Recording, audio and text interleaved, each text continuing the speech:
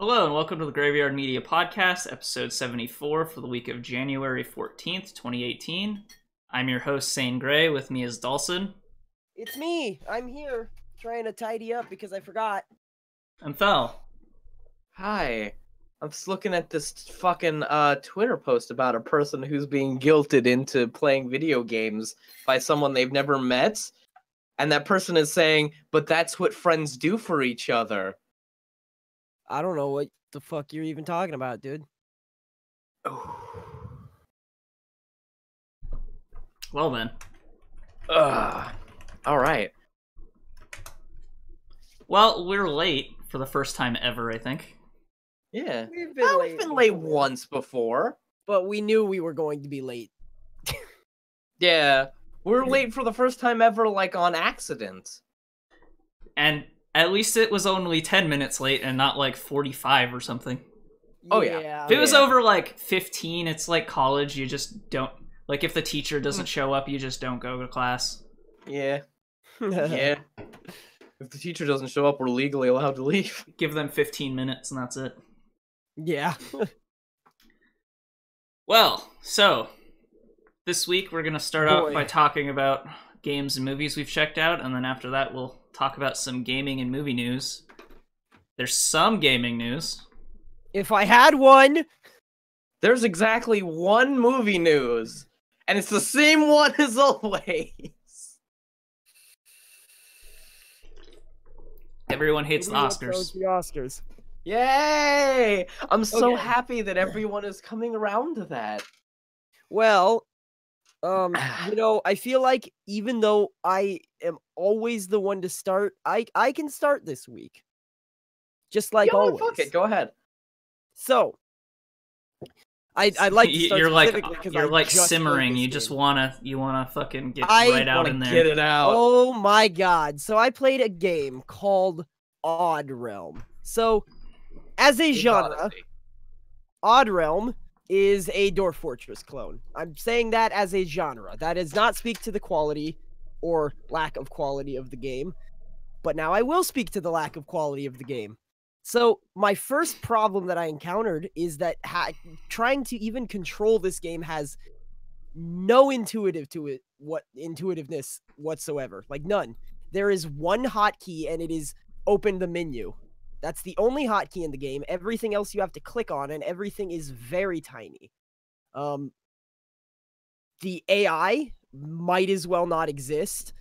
This is going to be mostly anecdotal, actually. I literally spent 30 real-life minutes waiting for my guy to build a campfire so that we wouldn't starve to death.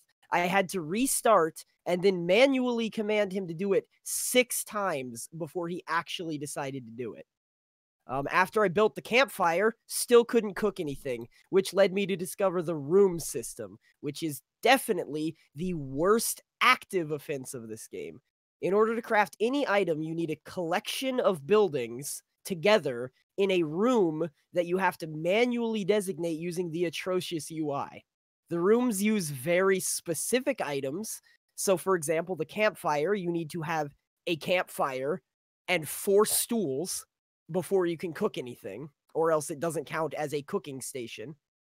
And the carpenter's workbench that I built needed a stool and a cabinet, right? Or no, it needed a chair and a cabinet. Got to be specific about that. So, I'm going through that. I'm trying to figure out the buildings and stuff, and okay, I kind of get the room system. So I build another workshop, which is like a smithy or something, so I can start building swords, right? It's not available. It's not a workbench. It doesn't exist according to the game. Why? Well, I did all the room stuff manually. I have a chair, a cabinet. I have the thing. Well, I finally go and look it up. And in order to make a room for the smithy, you have to have a stool in front of it. A chair will not work with the smithy. It has to be a stool because that's the item that it decided to be in the blueprint. The carpenter station also will not work with a stool. That has to have a chair. So, like, it's just kind of shoddily put together like that. More importantly, though, nothing ever really happened. I played for like 2 straight hours, and I don't know if there are supposed to be random events or raids or literally any kind of threat, but I never saw anything other than my colonist. I never saw a good or bad event. I never saw raids. Nothing. Just nothing happened. All it was a straight sandbox. So that kind of sucks. I mean, that seems like something that might just be sort of random, and at least to some extent from what I saw of like the trailers, it looked like it was a little bit more about going places rather than defending places, you know what I mean? Yeah, I could see that.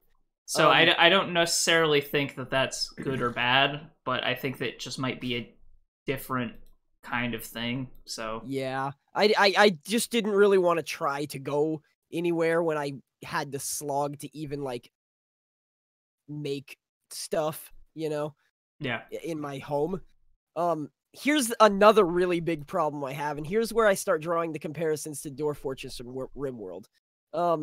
The game just doesn't really seem to have any substance. So like, and I don't mean like substance like gameplay wise, I mean like story wise, I suppose. So like in Dwarf Fortress, the first 10 minutes that you play the game, you generate every single part of the world, important events that happened in the past, every single individual that lives in it, all of the monsters, the terrain, etc., right? And RimWorld isn't quite that in depth, but it generates people with unique skills and backstories and passions and stuff. But this game's like staring into a vat of cloned androids. They're all interchangeable with each other to the point where you can go into the menu, select their job. So like if you want to change your cook to a farmer, you can select their job. He will instantly lose all of his cooking skill and instantly gain a bunch of farming skill. You can do that indefinitely. Like there's no limit to it. And like, I don't know. There's just no reason to care about any of my settlers. Especially like if 5 or 6 die, it doesn't matter because they also shit out babies like literally 2 or 3 a day. In 2 hours, I had 20 settlers starting from 5, and 10 of them were still babies. So like, there's no threat, and if a threat did come to me, like, oh no, I probably would lose some babies. They would just shit out more in another day.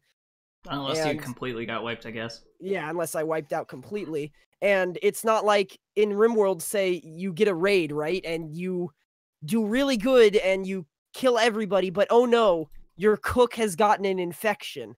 That's going to fuck up your colony for like a month while he heals from that infection because you have to have either a shitty cook do it or, you know, just not have any food and rely on your stockpile.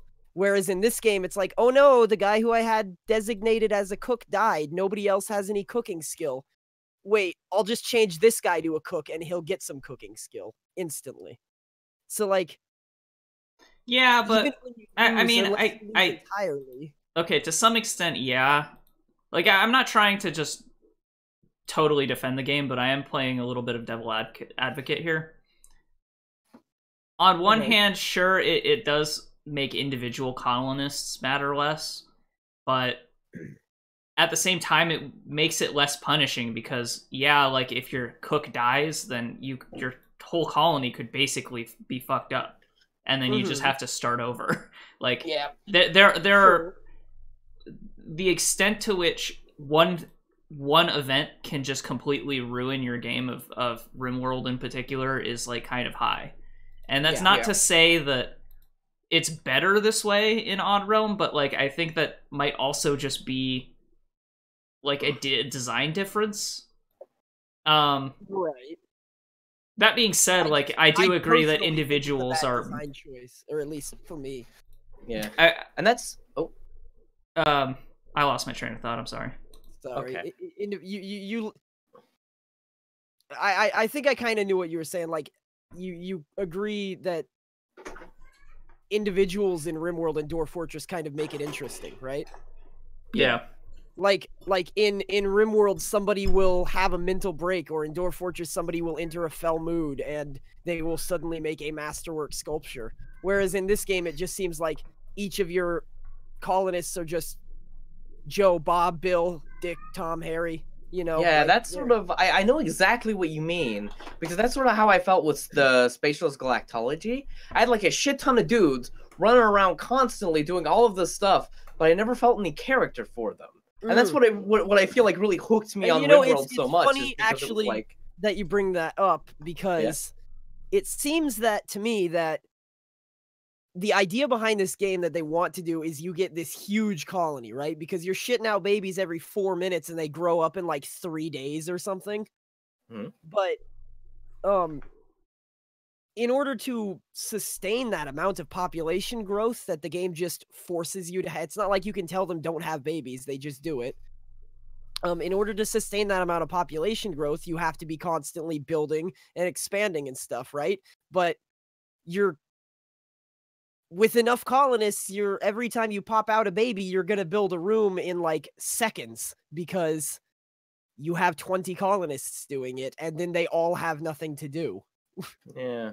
So, like, I ran into that a lot. Like, I would build what I needed and what I wanted, and then I'm like, okay, well, now I have to find something else important to do because there is literally no work to be done on this map, and I just have to make something up, which... Yeah. And I got that to that place in a lot of my RimWorld maps where I just have like 50 billion colonists, but again, it's like I made the I called it, it's similar to the same way like a lot of people play The Sims, you know? They get really, really attached to their characters and want to keep them alive, and it's like they all have their own little personalities, and then you got like a game that sort of just makes the pawns, and it's like, oh, I don't care enough that this man died. That doesn't make me emotionally feel anything.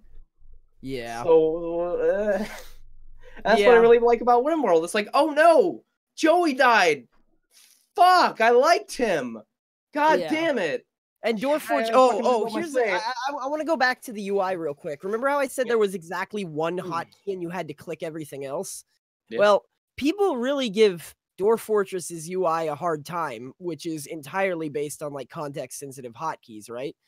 I would much rather use exclusively my keyboard to control a game than exclusively my mouse. Like, I'm still the opposite on that. Yeah, like, I'm also entirely the opposite. I agree that hotkeys are nicer, but at least with a visual UI, you don't need to spend 10 years figuring out what every literal keybind is. Like, that's true.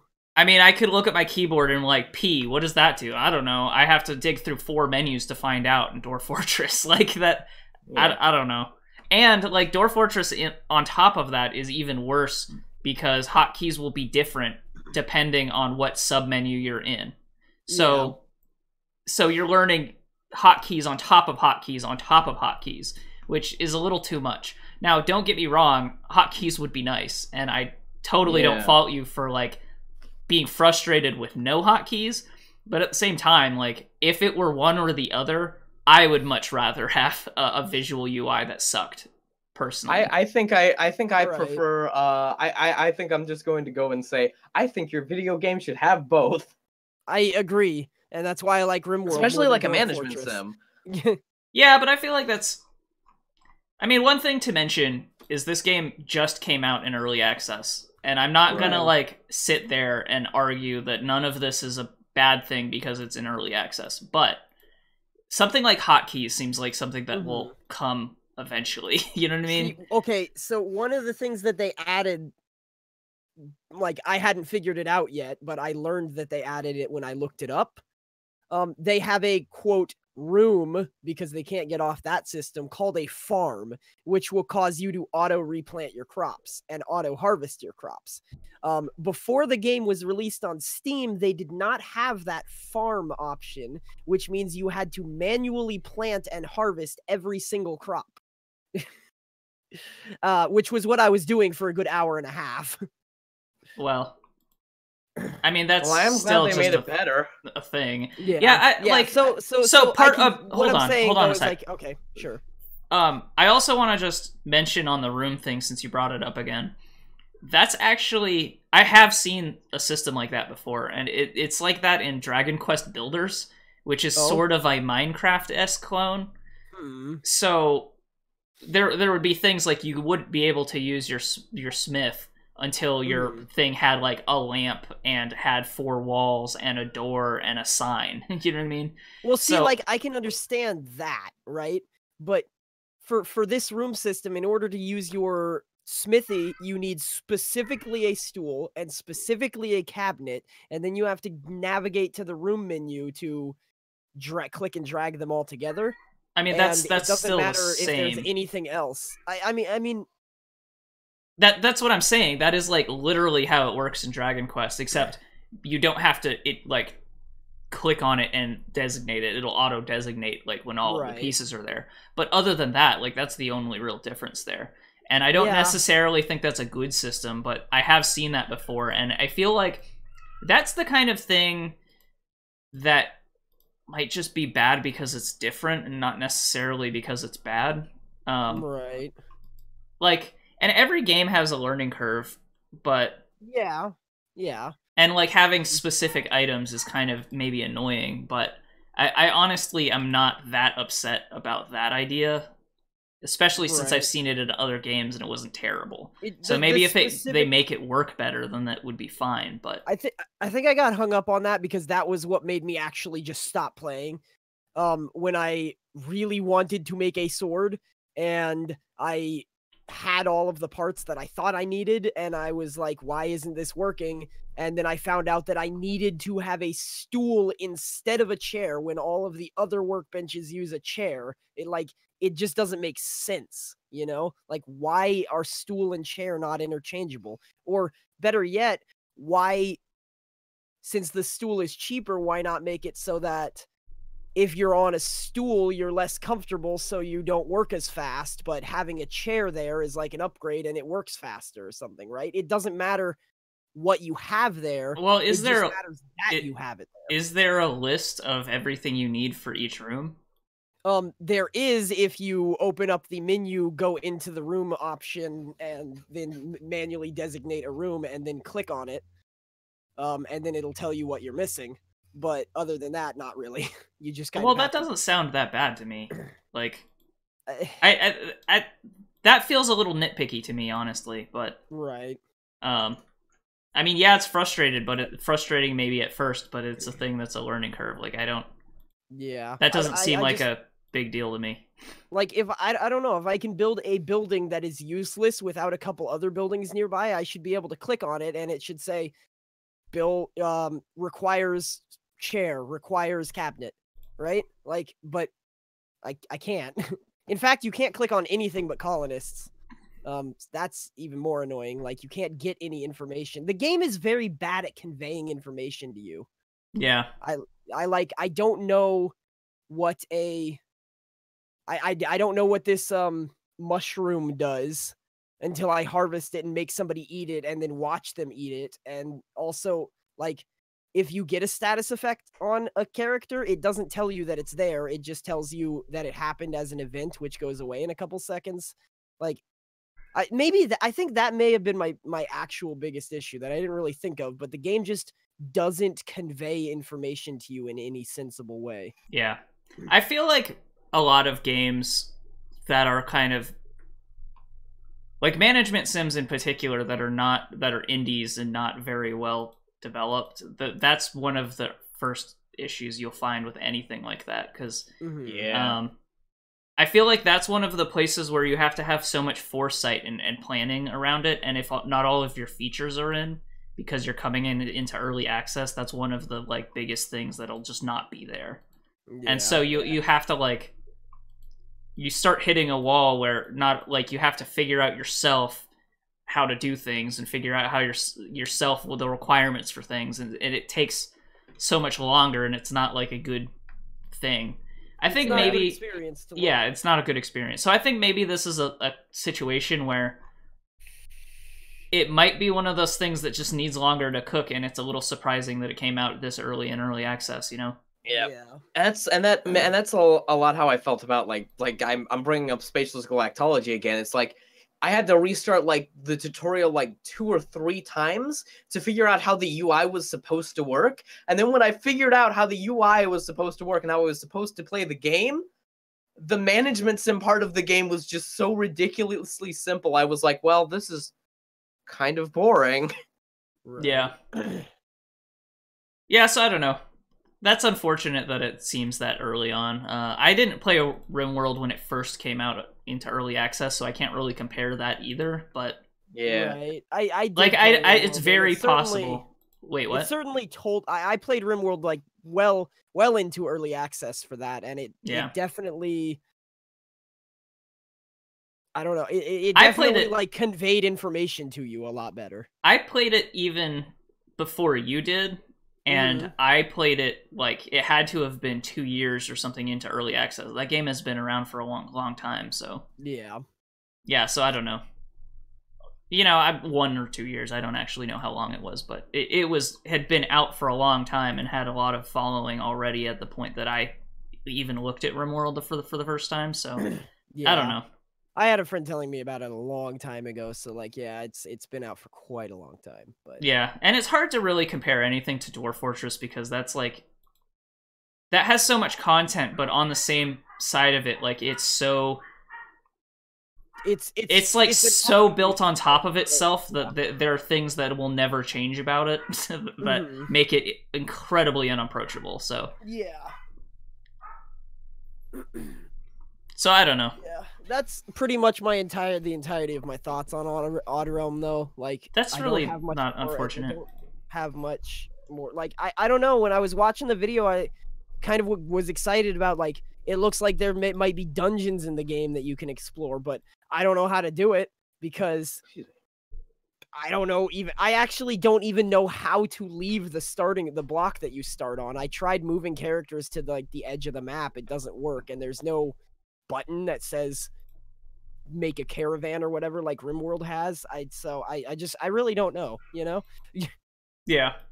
And like often in games like this, tutorial information is one of the last things that gets added, unfortunately. Oh, they had a tutorial, sort of. The tutorial was like the problem with the tutorial in this game was that it happens when you start it up, and I'm still not sure I've got all of the tutorial steps because it unlocks a tutorial step when you like it'll unlock the tutorial step for how to build walls when you first cut down a tree, but it doesn't tell you initially to cut down a tree. I just knew to do that, obviously. Right. And then like I didn't have a build menu before this point. Lack of tutorial and bad tutorials are basically the same thing.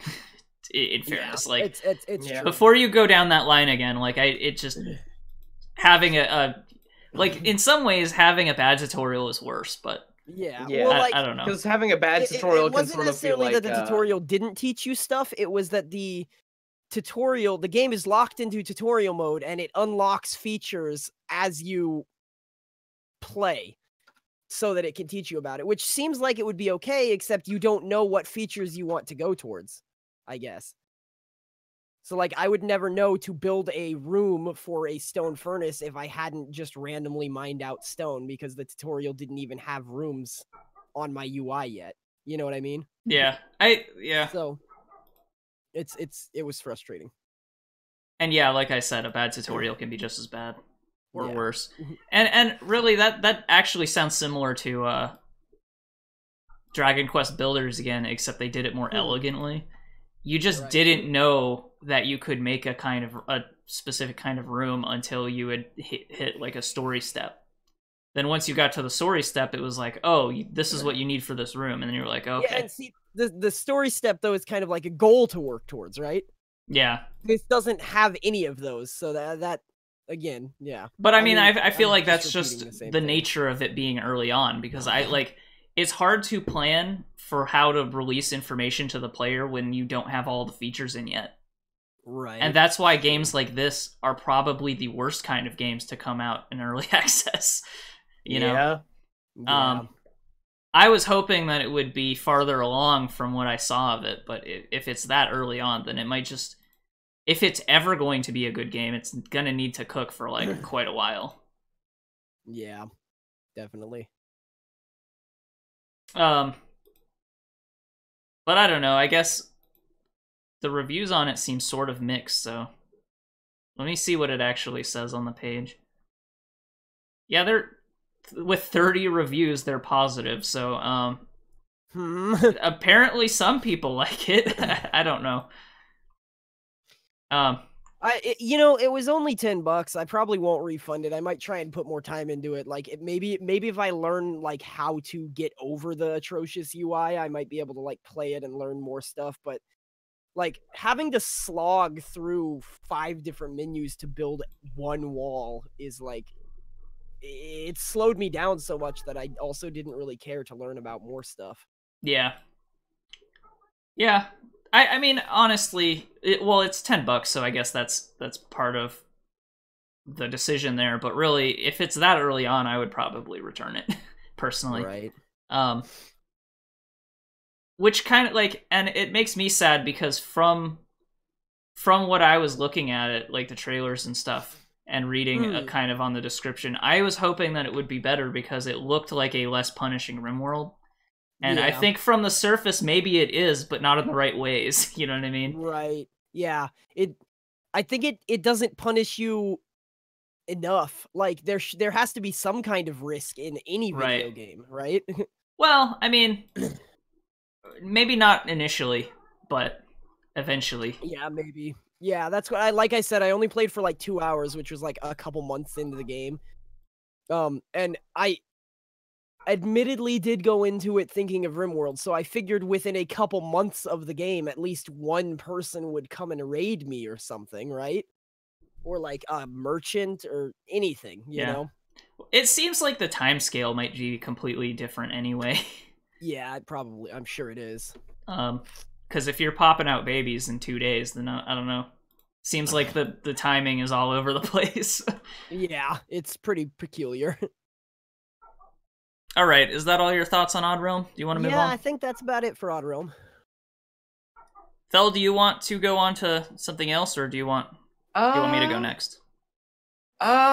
Maybe I should go last. I'll let you go next. You always go last, Thel. I think I usually go last. Yes. Okay, so I played Into the Breach this week. God. Okay. That was a good oh god, not a bad one. Yeah. So this game has been on my radar for a while, but I didn't actually know if I would like it or not.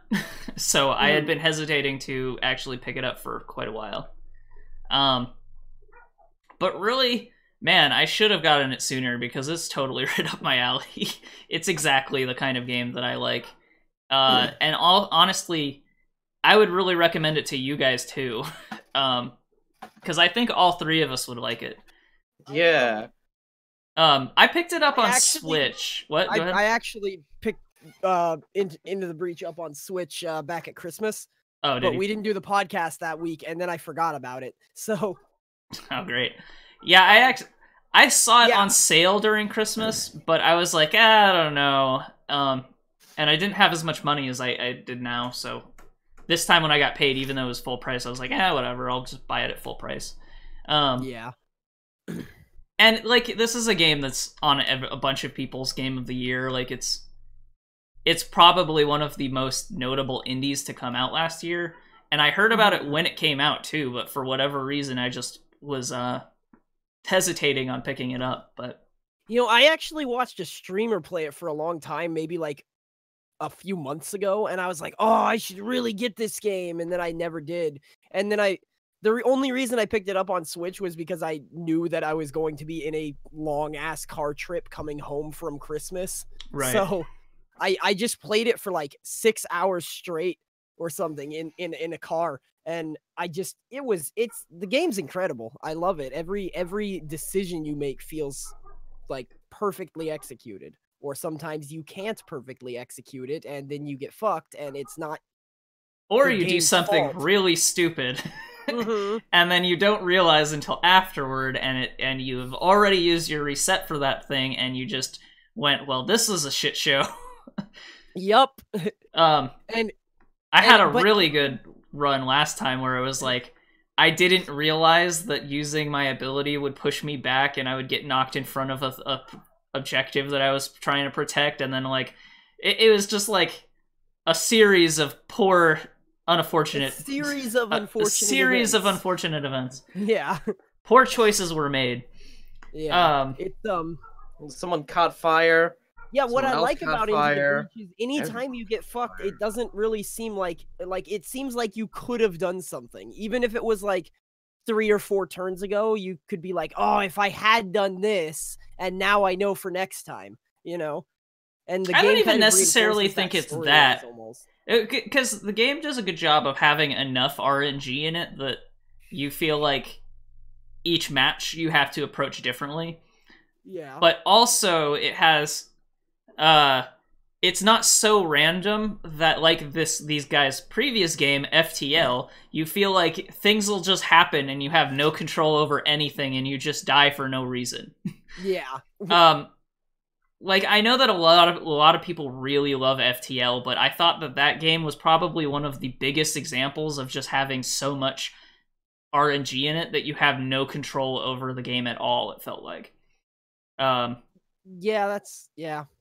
In this game, it feels like, for the most part, everything is your fault, where you have the tools that you need to mitigate, if not prevent everything in the game. So, like, you can have a bad run where things are not where they should be, and you're doing stuff that's dumb, and, like, you can have bad runs like that, but it doesn't feel like when you restart, you're just going to have a just as shitty time as the previous one. Yeah. Which I felt was my biggest problem with FTL, yeah, I think they did a really good job with Into the Breach. Yeah, I really love this game. And it's to draw a comparison to XCOM, it's not really it's not really RNG based within the combats, right? Like the combats will be randomly generated, sure, but the bugs will do the same thing every turn. They tell you where they're going to do it and what they're going to do, and you can move them around and affect that. Like, they won't do it. Abilities. They won't do the same thing every turn. Really? Sometimes they'll fight. No. Sometimes they'll attack a building. Sometimes they'll attack you. Sometimes they'll stand around, not do anything because they don't really have a good move. Okay. Well, yeah, but like their attacks are always like one type of bug can charge across the map. One type of bug shoots a projectile. The reason why I likened it more to a puzzle simulator or a puzzle strategy game was because it gives you all of the information that you need for each turn. Like, it tells you exactly what enemies are going to do. It shows you exactly where people are going to move, and it's up to you to decide where you're going to move your characters to push or pull or whatever to move the enemy characters around so they don't destroy the buildings, or you, depending on what you're like trying to do in that moment. So it's a game where you're constantly having to make either choices that are optimal or choices that are at least the better of two bad outcomes. You know what I mean? Right. Unlike XCOM, where it feels like everything is random to the extent you can't really predict things at all. You have to do your best to kind of you know like maybe what they're going to do, but you don't even know if it's going to hit you. Right. And you can do everything you can to make it not hit you, but sometimes that 5% chance will just kill you. Yeah, and in a lot of ways, XCOM is kind of difficult because the way that you kind of get good at XCOM a lot of the times is manipulating the AI in dumb ways. Like in XCOM 1, one of the things you had to do was like slowly creep across the map so you only pulled one pod of enemies at once, and it was like... Yeah, like, XCOM 2 is very much like that as well. Well, yeah. XCOM 2 was a little bit different because at least you could make or have fights more on your terms, and you could still like run away from encounters and stuff, I think. Because the stealth system worked differently in XCOM 2, it was a little bit easier to mitigate some of that. And there was a stealth system. Yeah. Right, exactly. Other than the enemies saw you. Yeah, Yeah. if you see them, they see you in XCOM 1. Right. If their silhouettes are lit up or whatever, then they know where you are. So XCOM 2 was a little easier about that. And I think War of the Chosen, like not to go too far into XCOM, but I think War of the Chosen actually fixed a lot of problems with XCOM 2 and like XCOM as a series in general. But like that's just by changing the game, you know? Yeah, moving on from XCOM though, like Into the Breach is not like that at all. It's more about,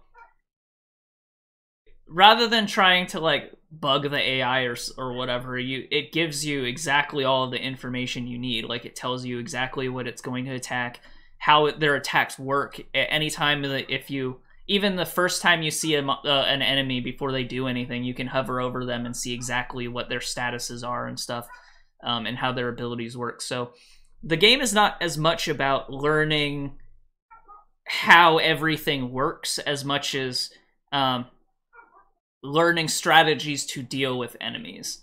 Right. Whereas I feel like in XCOM, the first time you see a dude, you have no idea what abilities it has or whatever.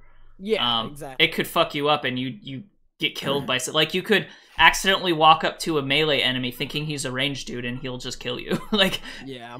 I mean, you probably shouldn't play XCOM like that, but it's possible. Right. You know, and this game...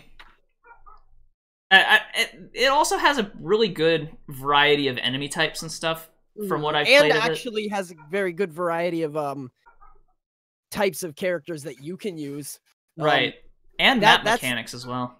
That's like my favorite and least favorite part of Into the Breach is the variety of sets of mech that you can unlock. So for anybody who hasn't played it, you start out with one set of mechs, right? So you can have like these 3 specific mechs, and those are your characters for the rest of the game, and you can upgrade them and whatnot. But that's what you get, right? And then as you go on, you complete challenges or achievements, and you can unlock new sets of 3 mechs, which have different abilities. So like you start out with a guy who charges and punches stuff, but later you can unlock a set of mechs which are basically just entirely based on pushing people around instead of dealing damage. Well, what's your problem with that? My problem with that is that some of the challenges are ridiculous, and I'm stuck with only 2 sets of mechs because I can't do any challenges, and I bought the wrong one. The challenges are like set specific, and I'm just really bad at doing the challenges. But that's but I feel like that's not an it problem. Yeah, I think that's fine because I don't know. I think that's definitely a you problem. Like having things unlocked and unlocked through challenges sounds like a good way to do things because it makes it more difficult without. Oh yeah, for sure. Yeah, I don't know. I just my problem isn't necessarily just that I can't do it. It's that I happen to unlock a set of mechs, and those are the only challenges I have, and I can't really do them because I'm bad. Wah, wah. Like if I'd unlocked a different set of mechs, I might have been able to get, other challenges for them. Right. Better. It's a little unfortunate that you and I both bought it for Switch because that means Thel can't try it through family share. Yeah. Yeah. Darn. Oh, well. I probably still really like it anyway. I might just go all out and get it because like it does look like the kind of game I'd probably really like. Right. Yeah. And I really so I'm not super big on strategy games. I kind of like them for the most part, but things like XCOM and whatever, like I think they're needlessly punishing, and I don't find that fun. In a different way to something like Dark Souls, I feel like Dark Souls, at least, a lot of times it feels more fair. Like it feels like you fucked up on your own. Whereas I feel like a lot of games like XCOM, it's just RNG. It's a crapshoot. Yeah. Yeah. And even ways to like mitigate how you deal with problems, it doesn't help that much. This game I like a lot better though because it's more of a puzzle game than anything else. It feels like to me. So as much as it has some of the strategy trappings, it's like you don't have to worry about enemies just not like you don't have to worry about your abilities just not hitting enemies or enemies' abilities just not hitting you. Like the closest they have is occasionally there's a chance that the enemies won't actually hurt a building, and like that's the best you get.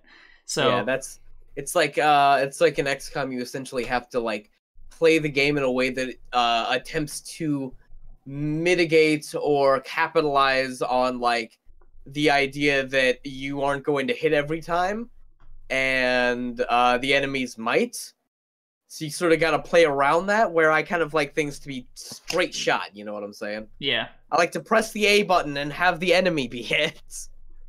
Right. That's also something, it's like the reason I don't like the Dark Souls games is because I press the A button and have to sort of time it in a way that eventually I will hit the enemy. I like that whole, I press the button, it does the thing. Yeah. And then the strategy becomes, instead of like mitigating randomness, it becomes more about making choices. Yeah. That being said, like it's not that I hate percentile chances to hit in things. I just, for whatever reason, some games feel worse than others about it. Yeah, I really like XCOM. Like, I love the hell out of it. It just makes me more mad than any other video game ever. You know what I think it is in XCOM, really? What? It's like the damage to percent chance ratio. Like, things do so much damage that getting hit even once or twice is significant. Yeah. Whereas your like the randomness is like too random for how much damage you take. It feels. Yeah. So I don't know. But yeah, I really like it into the Breach. I have only played it for 2 or 3 hours, but so far I love it. I'll probably put a lot more time into it, but right now, yeah, I like it a lot. Yeah. Do you have any more thoughts on it, Dalsson? No, I think that's about it. I think we covered everything. Okay. All right. Pretty damn good. I'd recommend it to probably anybody who likes strategy games. Or puzzle games, yeah. Or puzzle games, yeah. It's kind of both. Do you guys have anything else? Because I also played a mobile game that I could talk about a little bit. I got like 3 things, and me and Dalsson also did something. Well, I got like 2 things. I played did something. Slay the Spire with mods. I could talk about the mods real quick. Okay, why don't we talk about Slay the Spire for a minute? Okay. So Slay the Spire recently got mod support. Or official mod support. It had mod support, but it got official mod support through Steam. Now, the quote official mod support also requires you to download an official mod, which unlocks the ability to mod the game, which is kind of silly, but only. I mean, I feel like games I've seen that before because it's like tutorializing mod support in games. So I've actually seen that before, which seems silly to me, but yeah, it's a little weird. But I really I think that mod support just added longevity to Play the Spire. Like, I was a little worried that things could get absurd and really overpowered, but most of the mods that are out for Slay the Spire are particular characters. So the insanely overpowered stuff is confined to a character, and then it's oh, well, I just won't play this character. Or I'll uninstall this character, right? A lot of the mods that add more content, extra rooms or more enemies, are all pretty well balanced. I haven't found anything that's particularly egregious. There are things like a mod adds black cards, which are really strong things, but I think you get 1 per run, so it's not really that big a deal. It's just having a really strong card in your deck, you know?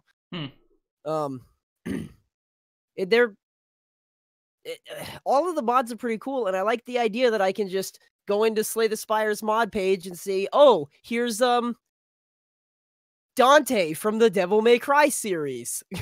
Does it now take I 10 can play years? As him and Slay the Spire. Does it take 10 years to load with mods like RimWorld does? Takes slightly longer to load, but that's because I think it has to repatch the game every time you launch it.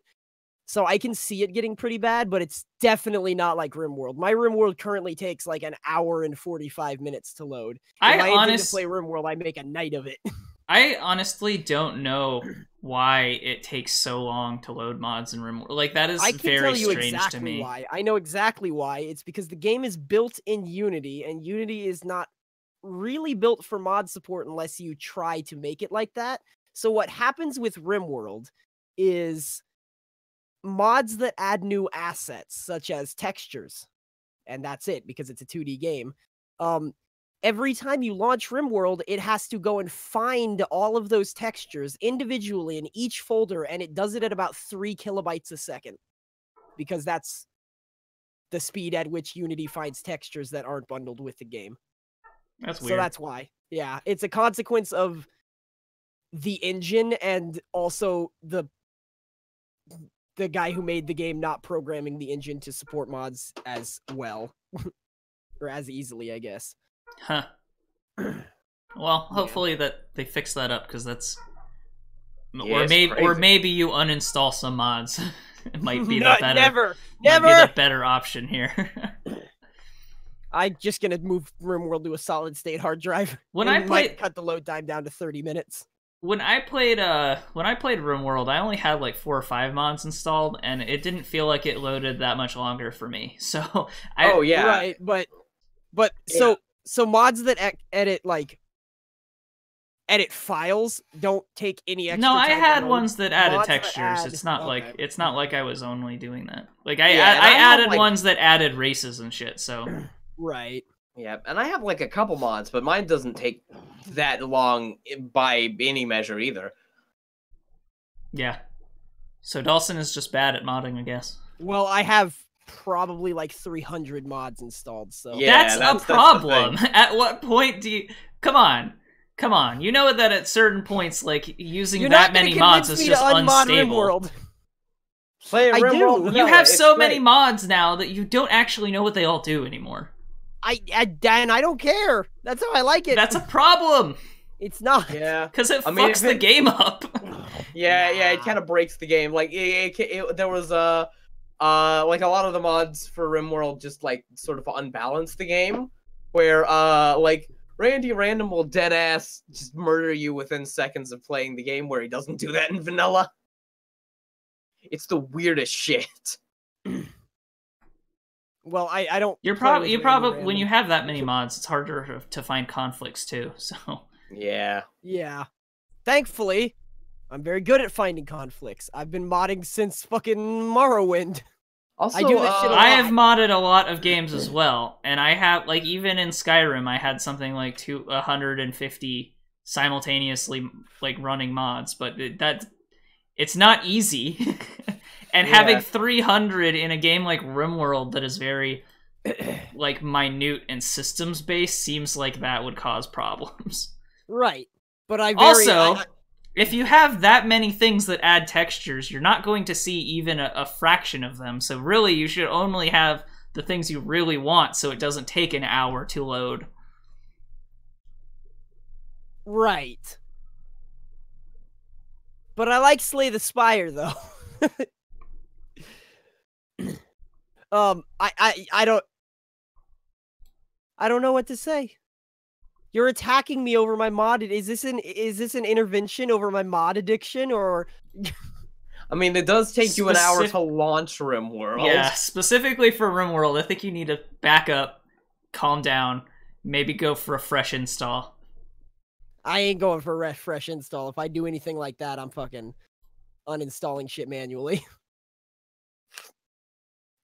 But the point is about Slay the Spire is they have content mods and character mods, and that's all they really need. I even have one called Infinite Spire, which allows you to keep playing after the 3rd stage. That sounds like a good one. Yeah, it's a really good one. But the problem with that is that if you keep going for too long, your deck gets so big that there is no semblance of deck building anymore. Just stop adding cards. Yeah, but what if there's a really good card? Then add it and later remove a different card. I think that you just need to learn better deck management, Dalsson. Yeah. All right. I want to talk about this mobile game for like a minute. Okay, sounds good. So, as of January, this Korean, like gacha style, mobile game came out on Android. Mm-hmm. Now, to preface this, like, the game just came out, So they are giving a lot of like bonuses for like early on stuff. So it's really hard to tell how good or bad the monetization really is because they've given me so much shit because the game just came out. You know what I mean? Like, it's one of those things, it's like, we have 3 simultaneous events running all at the same time because the game just came out, so here, have this shit, and more stuff. So it's like, it's hard to judge 100% how good or bad it is. But from a glance, it's probably one of the most fair, like, mobile games I've ever played in terms of, like, a gacha-style game. It's not just because they're pretty generous with giving you like freebies early on, but there's the way that it works is very similar to something like Dragalia Lost. You have like a set of 4 characters per like squad, right? And each one has like two active abilities, a passive, and then like an ultimate ability that I don't actually know how to use yet because the game's kind of long. Yeah, like I'm somewhere in the middle of the 2nd chapter and I don't have all of the things unlocked yet because it's I don't know, there's a lot of stuff going on. But the way like you get gems, and then you use gems to either purchase, like, character tickets, like premium character summon tickets, or you can use the gems directly, but if you do 10 at once, then it gives you a free one. So like, it's pretty good about letting you convert currencies when you need to. There are kind of a lot of currencies, but it's not... All of the currencies do something significantly different. And it's not just like a million currencies that are slightly different, like upgrading things. All of the currencies are pretty straightforward, and you know for the most part what they do. So it's not super bad about that. You have your 4 characters, and you go through similar to Dragalia Lost, where you have like a map, and then enemies spawn. And then you have to, like, kill the enemies to move on to the next area. And then there's boss battles in every map. I say boss battles, but they're just, like, dudes with bigger health bars, essentially. Okay. Each character has their 2 abilities, and they kind of combo in different ways. So you can do things like one enemy can gather all enemies up into an area, and then another character can cast, like, an AoE thing. There's, like, 5 classes, and then 4 like slots that you have for each squad. So there's like a tank, like melee offense, a ranged offense, a mage, which is like AoE and crowd control, and then a healer. So depending on how you want to set up your teams, you can have like different like groups. Yeah, like I like it a lot better than Dragalia Lost. And initially, the only reason I installed it at all was because I had to uninstall Dragalia Lost because I was getting sick of it using all of my internal like phone memory. Because Dragalia Lost doesn't let you move it to an external card. This game does. So that's good. Right. Yeah, I don't know. Like, I feel like the characters are much more interesting, whereas because they have 2 abilities that they use kind of often, and they go on cooldown, you really have to like, or it gives you the ability to like combo your characters in a way that you just didn't in Dragalia Lost. Dragalia Lost, you had 1 dude and 3 dumb as shit AIs that don't do anything. For the most part, and you did some like co-op stuff, which was better because at least your AI weren't like brain dead. But even then, like you had some AoE stuff, but you didn't really combo your characters very easily. Like, it didn't really do anything. It was just like sort of more damage.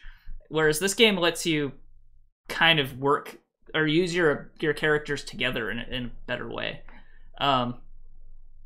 I really would recommend everyone like trying it instead of Dragalia Lost, because honestly, I think it's actually a lot better, and it's probably one of the better like kind of action RPG-esque games, because it feels like it actually has gameplay on it, like it, as opposed to a lot of things that are just like idlers and stuff. Yeah. It also does not drain my battery nearly as bad as Dragalia Lost, but it has a longer load time, so that, I mean, there's trade-offs. Yeah, and it does let you move it to your external card, SD card, if your phone has that. So that like instantly solves the problem for me. Yeah, so I would recommend checking out. It's pretty good. Okay. If you can handle gacha style things. Yeah. Part of the thing with the gacha too is like the pool of characters is slightly smaller, and they give you opportunities to choose specific characters as well. So sometimes you'll get a ticket that says, instead of getting a random one, you get to choose from any A rank or any S rank character. So there's some of that as well.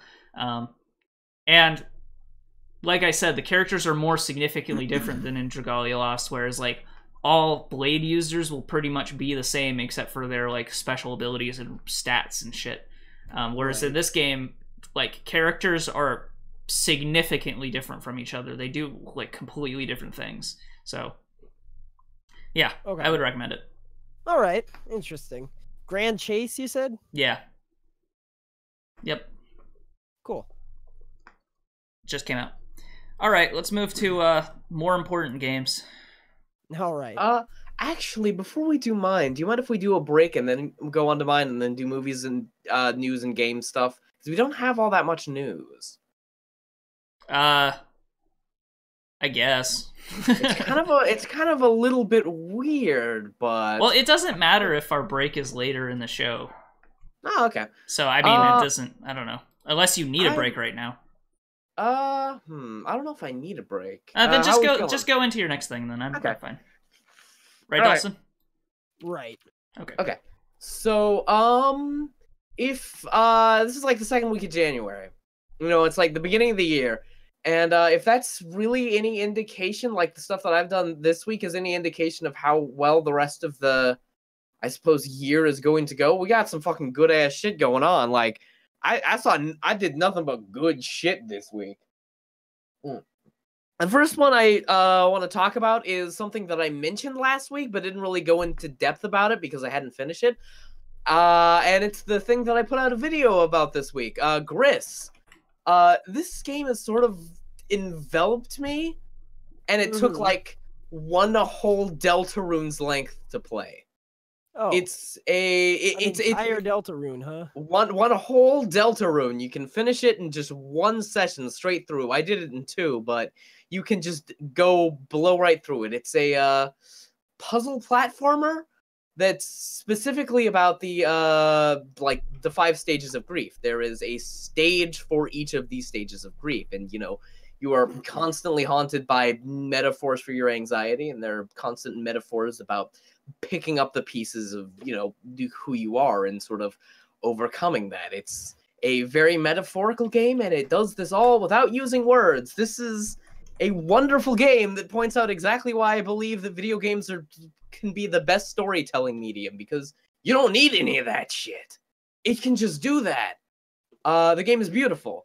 Everyone has talked about the art of this game, and so I will too. It's very, very, very good. It looks beautiful. It's very reminiscent. In the video, I made 2 references to Tom Moore movies, specifically because the art is very reminiscent of Tom Moore's art, like Secret of Kells and Song of the Sea. It has a really interesting animation style too. Yeah, like more so than just the art, because you know the art is what it is, but the animation is like really interesting. Yeah, it's very, very fluid. Where was my brain? Sorry. Hold up. How long? Oh yeah, that's right. Oh, like I said, it's about 1 Deltarune length. It's a couple hours. It's like 4 to 6 hours. Oh, it's okay. Pretty short. You can beat it in 1 session without much of a problem. The music was another thing I was going to get to. The music is fucking incredible. I've been listening to the soundtrack on repeat throughout the whole week. The music essentially enhances and sort of moves through the story. It's the thing that sort of builds the tone. The music and sometimes the lack of music is what sort of moves the story on in like a tonal way, because your character doesn't have very much expression, but the world around it does, and the music does, which sort of informs on the general how you're supposed to be feeling at this particular moment. And it does this so incredibly well that there were certain things in the game I actively didn't put in the video, because if anyone watched the video and was like, okay, I want to buy this and play the game, I wanted to be like, okay, you should see this for yourself. Like, I put some parts in the video, like where you're being chased by an eel. How that ends is really, really fantastic. And I didn't want to give like any inkling of like how that all resolves itself. The ending is the best part. I love the ending. It sort of ends on like a cinematic that's just fucking wonderful. Another thing is, this game was probably expensive to make, so I get why it's priced this way. But for being that short, it's $17, and that seems kind of steep. Yeah, I do agree that is a little bit steep, but I almost feel like for all that I've got out of it, like, and also there's like, you know, challenge things. There's the like collectibles and stuff. Like just running through the game, it's 4 to 6 hours, but then like after the game's over, you can go back to the other stages and get all the collectibles, etc., etc. Right. But yeah. Shit. Where was I again? Give me a second. You lost it? Yeah. He keeps losing his place because I'm asking questions. Damn. I have this flow that I go through, and then it's interrupted, and I lose it. Gotta work on that, though. Definitely gotta work on I don't even remember what you were saying, either. You were talking about the music last. I don't know if that helps. Yeah. I think I'd moved on to the beginning of something else. So the ending was the best part. Yeah, the ending is the best part. The ending is gorgeous. It is a cutscene. Oh, right. I was going to talk about the gameplay. One of the things that I was really surprised about this game is that it had a very what is the best way to put it? Compared to other platformers, right? In other platformers, you move very fast, like your character does. In this game, your character moves very slow, but not at like a painful pace. And maybe this is only just because of the art, but the sort of slower pace that your character moves at really helps sort of pace out the game and how it, you know, sort of delivers all of the everything that you're going to be seeing, from like the general landscapes, the new areas, and like how the dynamic soundtrack sort of continues on. It's sort of based on your pace through the world, and you move a little bit slower, which didn't ever seem like a problem. I was playing a little bit more of Celeste, which I don't actually want to talk about until I've like gotten all the way through it. Right. And with Celeste, it shares a lot of very, very similar themes, and where Celeste is very like mechanically and like skill-based platforming, this is much more like puzzle-based platforming. Right. And whereas Celeste sort of deals with its themes and like cut scenes that are slightly removed from the gameplay, this game deals with its themes during and like entirely throughout the gameplay. Like there's a character in Celeste that you meet pretty early on. I think in like the first stage that's like a very specific metaphor that's a very similar sort of character to one that you meet in Gris. That's like. And the metaphor character that you meet in Celeste, like, specifically talks to you and like is very much just like a voice that does things, whereas the one in Gris just screams at you. It's a really interesting comparison to these two. They both do the fucking thing that they're trying to do very well and in very different ways. I kind of like going through both of them. I feel like playing through Celeste now that I've played through Gris was really nice, because I can sort of compare and contrast how differently they do what they do. It seems funny that they would talk about similar subjects, but represent that in their gameplay so differently. Yeah. Because one of my favorite things about Celeste was that every aspect of the game reflected its overall message, including the gameplay. So I'd be interested in checking out Celeste to see how that does. Or Gris too, to see how that does by comparison, because that sounds interesting to me as well. Yeah. Right. Yeah, and that's pretty much all I have to say about Gris. It's fucking fantastic. It's incredible. It's like that thing. It's like, yeah, this is a good thing to show that video games can be art. That's them. This is it. This is art video games. The next thing I want to talk about, I saw Spider-Man Enter the Spider-Verse. Now, I'm not super sure that it actually lives up. I'm just fucking with you. It was fantastic. Absolutely incredible. It very well may be my favorite superhero movie. It might have beat out Incredibles. I was blown away by this movie. The best thing that I can say about it, like the most apt thing that I can say, one of the things that I was thinking while I was watching this movie, everything in the movie is exactly as good as the art is. And the art was the reason that I went into the movie. I was like, wow, this movie looks like it has a really, really creative and fun... It's doing all of this creative and fun stuff with the animation. And that's great, and I want to go see it. And then everything else was that good, too. It has to be one of the best written superhero movies out of all of them. Like, yeah, the story was just so well paced and well written, and like they were really smart about how they approach following Miles compared to some of the other choices they could have made. Like, it's just so it's firing on all cylinders. It's so good.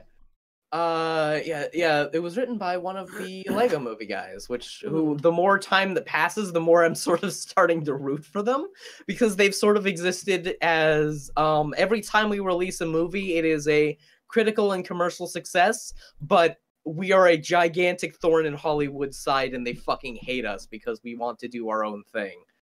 But yeah, and this is it's surprising. It's like I talked about, what was it? Bad Times at the El Royale. When I talked about that, I talked about it was like a guy juggling chainsaws. This movie is like fucking like swordplay instructor. Like watching Aquaman just constantly fuck up. Like, oh, dude, your footwork is just right. You didn't listen. I'll show you how it's done. It juggles a bunch of characters without any problems. This is a ton of like characters. All of them are fine and interesting and have enough screen time to develop themselves. And it doesn't feel overstuffed at all in any way, shape, or form. All of the stuff is completely intertwined. And it all works. If anything, it like leaves you like waiting for more. Like it feels like it could have been a longer movie as well. Good, for better or worse. But even with its length, and I don't think it's that long. I don't even think it's like 2 hours. I think it's just an hour and a half. Even with its length, it doesn't feel like it's like it doesn't feel like it doesn't use. Yeah, it doesn't feel like it ends early. It feels like it used its time perfectly. It's just it feels you leaves like you wanting more. Yeah, it leaves you wanting a lot more, and it's like when it ends, you're like sad that it's ended. Yeah, it's fantastic. The music is also really good in this, which kind of surprised me. Film scores have been kind of meh for a while, but in the last like couple of, I want to say months, there have been a couple that have come out that have had really good scores, and I'd say in the last year. Yeah, in the last year. I feel like 2018 was a really good year for music, like music scores and stuff. Just in general.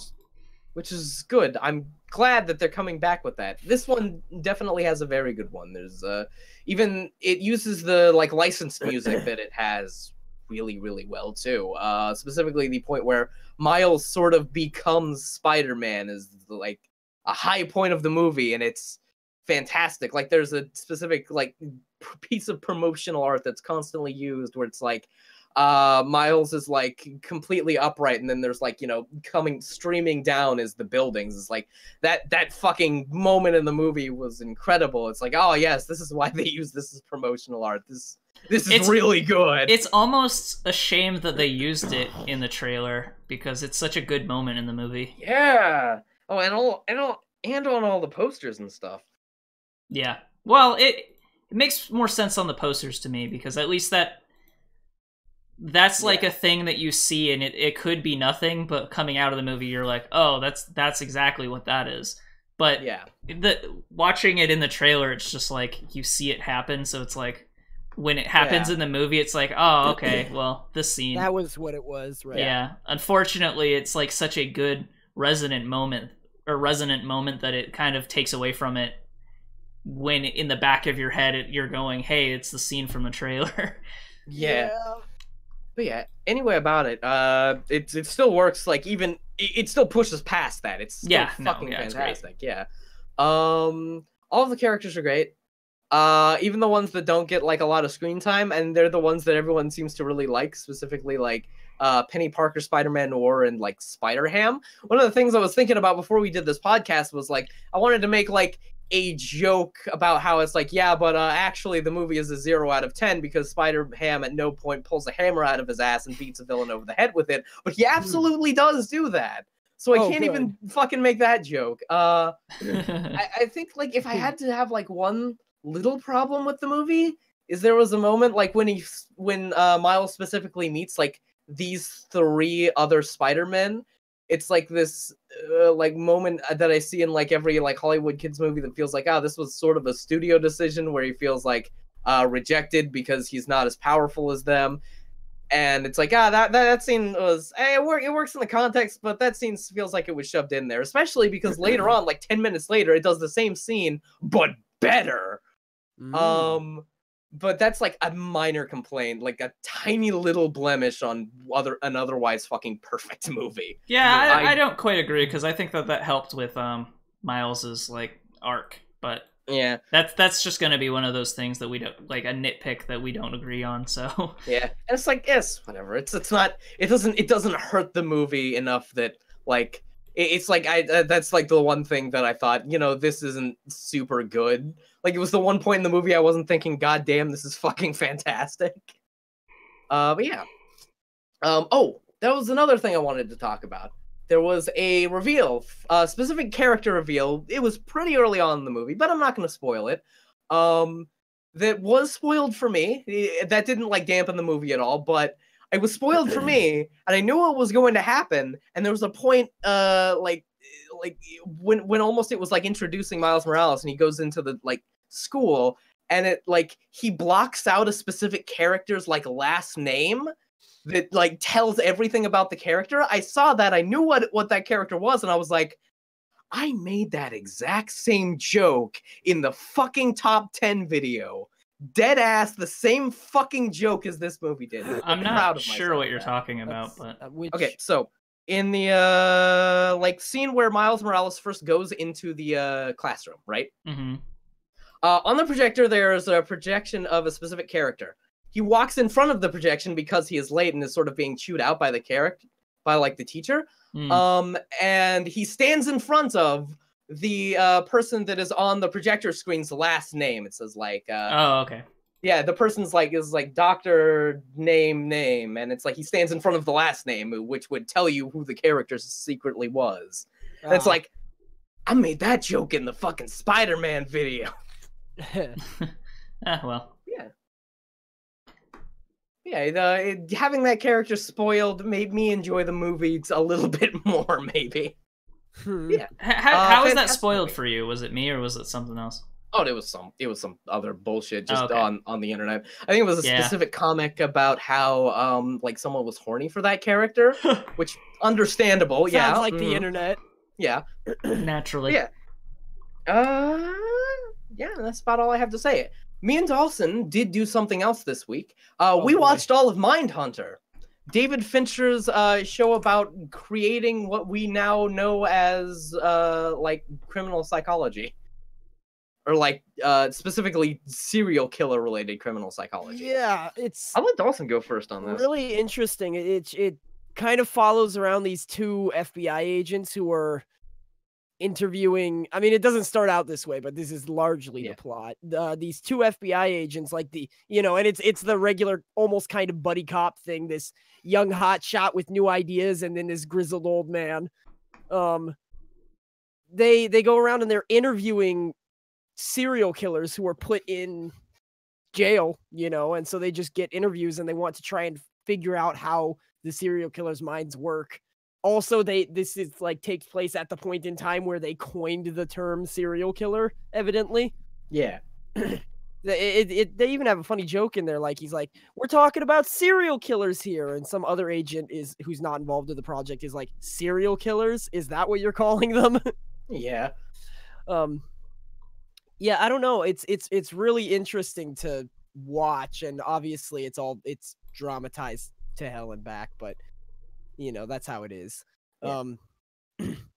But it's got that good David Fincher dramatization. Yeah, exactly. It's all very, very tense. Like there's a moment at the very end of the last episode of season 1 that just really, really grabs you. It's like, there's a specific serial killer that they're talking to who's very, very upfront about what he did and is just constantly giving all of this information about it. Yeah. And at no point do you see him as really a threat to our hero until the very end. Yeah. It's really interesting to see the different ways that they convey, like the ways that they show different serial killers acting and thinking, and it's even more interesting to see the FBI agents try to unravel how they get them talking. Yeah. That's what I really like about the show. I think my favorite part is when they're actually in an interview with the killer. Yeah. And yeah, those are definitely the best. Like when they're not only when they're interviewing killers who have already been arrested, but when they're interviewing people who they believe and suspect to be killers, how they sort of use what they've learned and weave that into the conversation, really fucking nail them down. It's got that great good old tension. Yeah, that second there's a payoff in what they're doing instantly within the show. Like they both interview killers to try and get into their minds, and then within the show they also, because they're FBI agents, are solving murders at the same time. Yeah. Yeah. And of course it has that David Fincher aesthetic, which is wonderful and everybody loves. Yeah. Yeah. And that is one of the things I will say. While David Fincher, I really like David Fincher in a 2-hour format because of the fact that he can squish all of the stuff down and sort of get to the end. Whereas this he sort of ended on what is essentially the middle of the story rather than something like the end of the story, which I feel like he's really, really good with building up to the end. But I don't know about having to wait 2 years for that to come. Right. Though I am happy that he's working in something he's a little bit more comfortable with. He's been really getting into more TV shows because of the fact that he's it gives him a lot more freedom, and television's really the place he belongs based on where movies in Hollywood are going versus where big television is going. He kind of wants to get into that niche just because he can tell longer stories with more point and he doesn't have to cut out as much, stuff like that. Right. Yeah. It's much more like David Fincher, I think, directed the first episode of House of Cards and then never touched the show again. And this one very much more feels like it's his show, you know what I'm saying? Even though he didn't direct all of the episodes. Yeah. All right. It's probably most comparable to Zodiac, his movie about the Zodiac killer. That makes sense. It's kind of got the same subject matter and everything. Yeah. Ugh, that movie was kind of a slog to me, but... Really? Yeah. Zodiac felt like half an hour longer than it needed to be. Or even more, but I don't know. But that's just a me thing. Not my taste. Yeah. All right. Is that it? I think that's all I've really got. Yep. All right, so why don't we take a break here? Okay. 5:35? Yeah.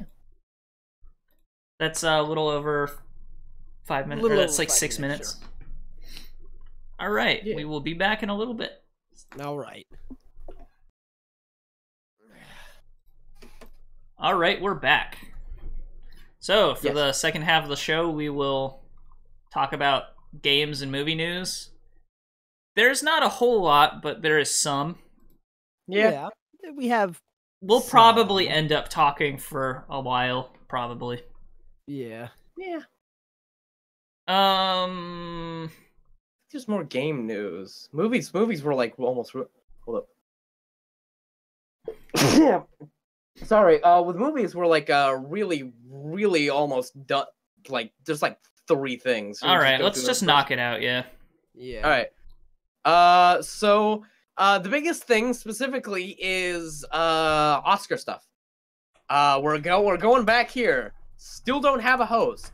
We are half a month from the Oscars. Usually the Oscar advertisements with the host begin running 2 months ago. But not this time because they still don't have a host. They are trying multiple different things. They've been in the news enough anyway for not having a host. It's the same thing. We're essentially doing free advertising for them. One of the things is Bob Iger, the head leader of Disney, is talking about, we'd be fine if Kevin Hart came back. They're, of course, talking about doing the Saturday Night Live skit thing. One of the ideas that they threw around was that they were going to have all of the Avengers host it.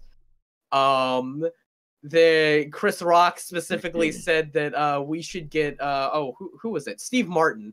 He said we should get Steve Martin to do it because, quote, I'm not doing it, goddammit, you're not getting me. It's a fucking rat race that nobody wants to enter. And I'm so happy about it. Yeah, that's pretty expected, though. Sort of. Usually they're pretty good at like acquiring a host, but this time it's like nobody wants to do It's like every time... it feels like every time they've even announced someone, people have just dug up any dirt they could find on the person. Which is why nobody wants to do it. Yeah. Yeah. So someone's like sabotaging the Oscars this way. Yeah, well, good. At a certain point, soul. This is the thing. At a certain point, when you drag up really old shit from forever ago, every time you don't like someone for whatever reason, it causes problems. Yeah. Yeah. Causes problems for them. It causes problems for you eventually, probably. Like, it's just something that you like will also be ruined because someone dug up old tweets that had nothing to do with anything. Yeah. Though in the Oscars, I don't want this man hosting the Oscars. Well, fuck you. Now nobody's hosting the Oscars. Did you like the Oscars? You're dumb, but... Did you like the Oscars? No? Well, good for you then. Then nothing of value was lost. Yay! Alright. That's the enough next of that. one. Aaron Sorkin says that there should be a sequel to The Social Network. This isn't an announcement or anything, but he's right, and I would love it if he wrote one. I wonder which thing it would be about. Do you think it would be about Cambridge Analytica? Is that what it would be about? I think it would just be like continuing to follow up with all of the advertising, data phishing, and the whole like court case and everything. All of that, at least some of that fun stuff that happened last year. At least some of that is Cambridge Analytica, and I feel like that one isn't completely worked out yet. Because I don't think Facebook has really dealt with that yet entirely. Right. Right. Because people still care a lot about the data stuff. But I don't know, maybe it's the perfect time. I don't know. Yeah. But it feels like if you make a movie like that right now, what's going to happen is in two weeks after the script is written, something stupid is going to happen, you know? Mm-hmm. Yeah, cool. That is true. You're gonna have to fucking bring David Fincher along for a goddamn trilogy. Delayed while we're rewriting the section where stuff is happening. Or even better, Aaron Sorkin goes and finds David Fincher in television and is like, "Oh, dude, next season though we can do this." I mean, is there even a mention about the Oculus Palmer Luckey hilarious court trial that happened? Oh yeah, shit. Because you forget, but there was a hilarious court trial over Oculus involving Facebook, and that could easily be a part of the movie. They could probably make a movie about that. Movie, yeah. Yeah. Oh boy, that's exciting. So I don't know, man. Maybe they'll make a movie and it has nothing to do with Cambridge Analytica because it's a bunch of stuff that happened before that. Who knows? Yeah. Yeah. Damn. All right. The next one is what was this man's name? The director of Cloverfield Lane signs on to direct the Uncharted movie. This is a movie that's been like kicked around for fucking ever because they get a director and then lose a director and then they get the person and then lose the thing and they don't know what to make it about. Yeah. It's like just make it more Indiana Jones. It's not that hard. Like Indiana Jones is over and stupid. Just make a new Indiana Jones. It can be exactly the same. Like that, you don't need to really differentiate yourself. It's fine. Yeah, it's the same story. You just change the character names around. It's just Indiana Jones, and then put in like a spin about like alternate history, and then at the end, zombies show up. Like that's that. Yeah. There you go, Uncharted. That's all you need to do. That's it. Yeah. So. The next one is Tom Cruise tweeted about the new Mission Impossible sequels. There's going to be 2 coming out, one a year. One in summer 2021 and one in summer 2022. Probably directed by Christopher McQuarrie. He's kind of taken over the projects and has done a great job. And they're going to be filming them at the same time based on this release date schedule and the announcement. So, yeah, all right, cool. Shit, the last one was really good. Keep doing that shit. I mean, I'm excited. I don't know why. No, that's not true. I know exactly why. I just think it's stupid that every media, anything, video games, movies, music, anything, feel the need to release one a fucking year. Can't you just take your time on a project and make it good? I can actually explain where this started. Call of Duty. Oh, yeah, I mean, yeah, like Call of Duty and stuff like that. And this is like, we're releasing 2 Mission Impossible movies within the next couple of years, which we just released 1. Yeah. I think the problem with Call of Duty has nothing to do with their release schedule and everything to do with them being unable to change enough because they don't have the time? No, because anything that they change will, like, incite the player base to be angry. It's like the reason why all of the Call of Duties are the same is because people want them to be. Yeah. Sure, then why do they need to release a new one? Because they still need to make money. But you know, they people keep buying them even when they just change the maps and that's it. So yeah. And except when they go to space. They don't like Call of Duty doesn't like space, I guess. Yeah. Specifically with movies, right? This is a formula. The reason that like some movies do like a 1 a year, right? Is because of the fact that they film them at the same time. Like I said like I said a second ago, that was like first, I suppose, perfected with Peter Jackson's Lord of the Rings trilogy. He filmed all of these movies at the same time as though he were making one movie. You do that, you get 2 movies worth of movie. You cut it up and you send it out 1 a year. So it can, like, sort of actually work, which is a lot of people have been talking to Denis Villeneuve, and actually a lot of news has come out about the Denis Villeneuve Dune movie, and one of the things that Denis has said is that he's going to be making 1 movie at a time instead of, and, you know, the first one's going to be the first half of the first Dune book, instead of, like, filming the whole Dune book at the same time and then releasing, like, 1 a year. I think it makes more sense for movies than it does for video games, because movies, it really doesn't matter, like, because the script part is probably the most important part of an actual movie, and script writing relative to the rest of the production doesn't take as long. Right. You can make edits and stuff, but like, generally speaking, you make a solid, good script, and then you just make another solid, good script, and you have 2 scripts. And like, how you actually shoot it doesn't really matter, as long as the script in the first place is good. Yeah. Whereas in video games, especially with multiple releases like that, you have to iterate on everyone. Yeah, video games in particular, it's like on what the players are doing.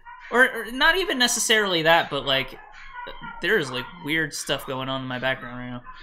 Yeah. In video games, for instance, like, part of the problem with Assassin's Creed in particular is that they would be simultaneously doing 2 things with two games with 2 different studios. That's fine, except what often happened in a lot of them is one would add mechanics, and then the other game wouldn't have the same mechanics from that game, but would have its own new mechanics, and then it wouldn't be like till the next one that one had mechanics from the first game, but still doesn't have them from the second game. So it was like, it was a problem because just they were working on all different shit, and you couldn't actually streamline in one direction. Right. And I think that Burnout works differently for video games and movies because you spend more time in them. Yeah. Like a movie, like watching a 2-hour, even has at the a set very length max, of like time, 2 hours, whereas a right? Video game, even if they say, oh, the story is... Yeah, like a 2-hour, even if you're at the max, like 2 hours, right? If it's a 2-hour movie and you watch the 2-hour movie and then you go home for a year and then you see another 2 hours, you know, right. You know what I mean? Like it takes, like the time relative to the year is a lot. Whereas a video game, you could play the same video game for 6 months if you were really into it. And then, like, after 6 months, there's, like, only 5 months, and then the game comes out. And then you're like, didn't this just come out? No, but it didn't just come out. It didn't just come out, but, like we were talking about on break, I forget the reason, but how far away Skyrim was from New Vegas, and I was like, Skyrim was forever after New Vegas, but it was only a year, and it was just because I played so much New Vegas that I thought that it was a long time. The good thing about Fallout and Skyrim is, even if they're similar-ish games, they're so different in theme that it works. Whereas all the Assassin's Creed games are about the same thing. Right. I think Call of Duty is a little bit different because people do want a specific thing with Call of Duty, and really all they're really doing is adding maps and stuff. So it's like, you know. Although this latest Call of Duty I heard was pretty good because they have a really good Battle Royale mode. It's like supposed to be one of the best iterations of a Battle Royale mode, so I'm actually a little bit interested in it. It honestly, it doesn't surprise me because it's like the first Battle Royale that has a real video game developer working on it. Right. Yeah. Well, I guess Fortnite technically, but it's bad, but everybody loves it. Counter-Strike. CSGO, I forgot about that one. I've heard really good things about CSGO's Battle Royale. Yeah, and that's the same thing. Like, I haven't really tried CSGO. The ones I that should rise try to the top CSGO. are the ones that have real people who know how to make a video game behind them instead of... I think CSGO is free right now. Does that include the Battle Royale? Do you know? Yes. It does? It probably does, yeah. Yes, maybe we should the try game that. is free to play now, and the Battle Royale is too. I bought it like 5 years ago and literally have never launched it. Did you play Gary's mod? Was it for Gary's mod? No, I bought Counter-Strike Source and never launched it for Gary's mod. I bought Counter-Strike Go so that I could unlock those fat loot boxes and get $200 knives. Okay. Anyway, yeah, I don't know. It might be fun to try the Battle Royale mode in that. I'm almost interested in Call of Duty because I actually don't hate Call of Duty. It's just I wasn't interested in keeping playing it. Does that make sense? Right. Yeah. Because the games are so similar to each other, and I didn't like Black Ops that much. It's still just it's a shooty game, point gun shoot, man. Like that's always going to be fun at some level, right? Right. Although I did like the campaign modes, I just didn't like the Black Ops games because I thought the story was really stupid in Black Ops. And then they did the future one, which I was kind of interested in, but I ended up not picking it up. Infinite Warfare. But that was the one that everybody hated, probably for the same reasons that I was interested in it. So, you know. Because it's different. Well, because it's in outer space and it's robots and whatever. But I don't know. I'm not super into Call of Duty. I heard that everyone hated it because it was like written like trash. That was what I remember hearing about it. Which one? It was the Kevin Spacey one, right? The one that took place in like the super future. The only thing I even remember about Infinite Warfare was the E3 trailer because I was like, "This looks so fucking dope." I know, and then it was like Call of Duty. And then it was like Call of Duty, and I was like, "Oh, never mind." Well, the story mode was probably fine.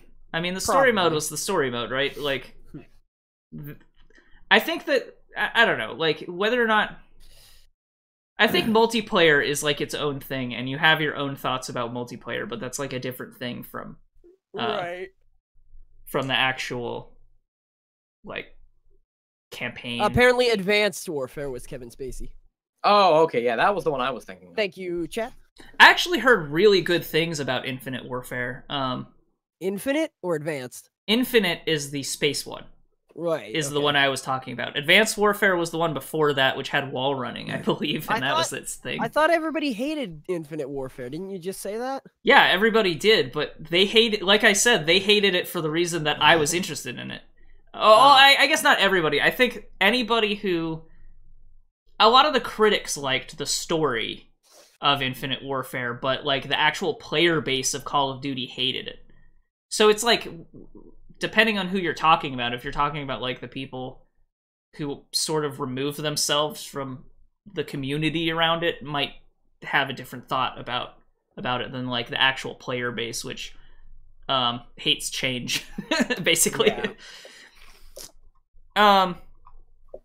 Anyway, someone from our chat says Infinite Warfare was Jon Snow. Jon Snow. Interesting. I have no idea what that... The actor Jon Snow. Oh, right. Which I don't remember his name. Yeah, so I don't know. Whatever. Anyway, let's move on. What were we even talking about? Mission Impossible, I guess. Yeah.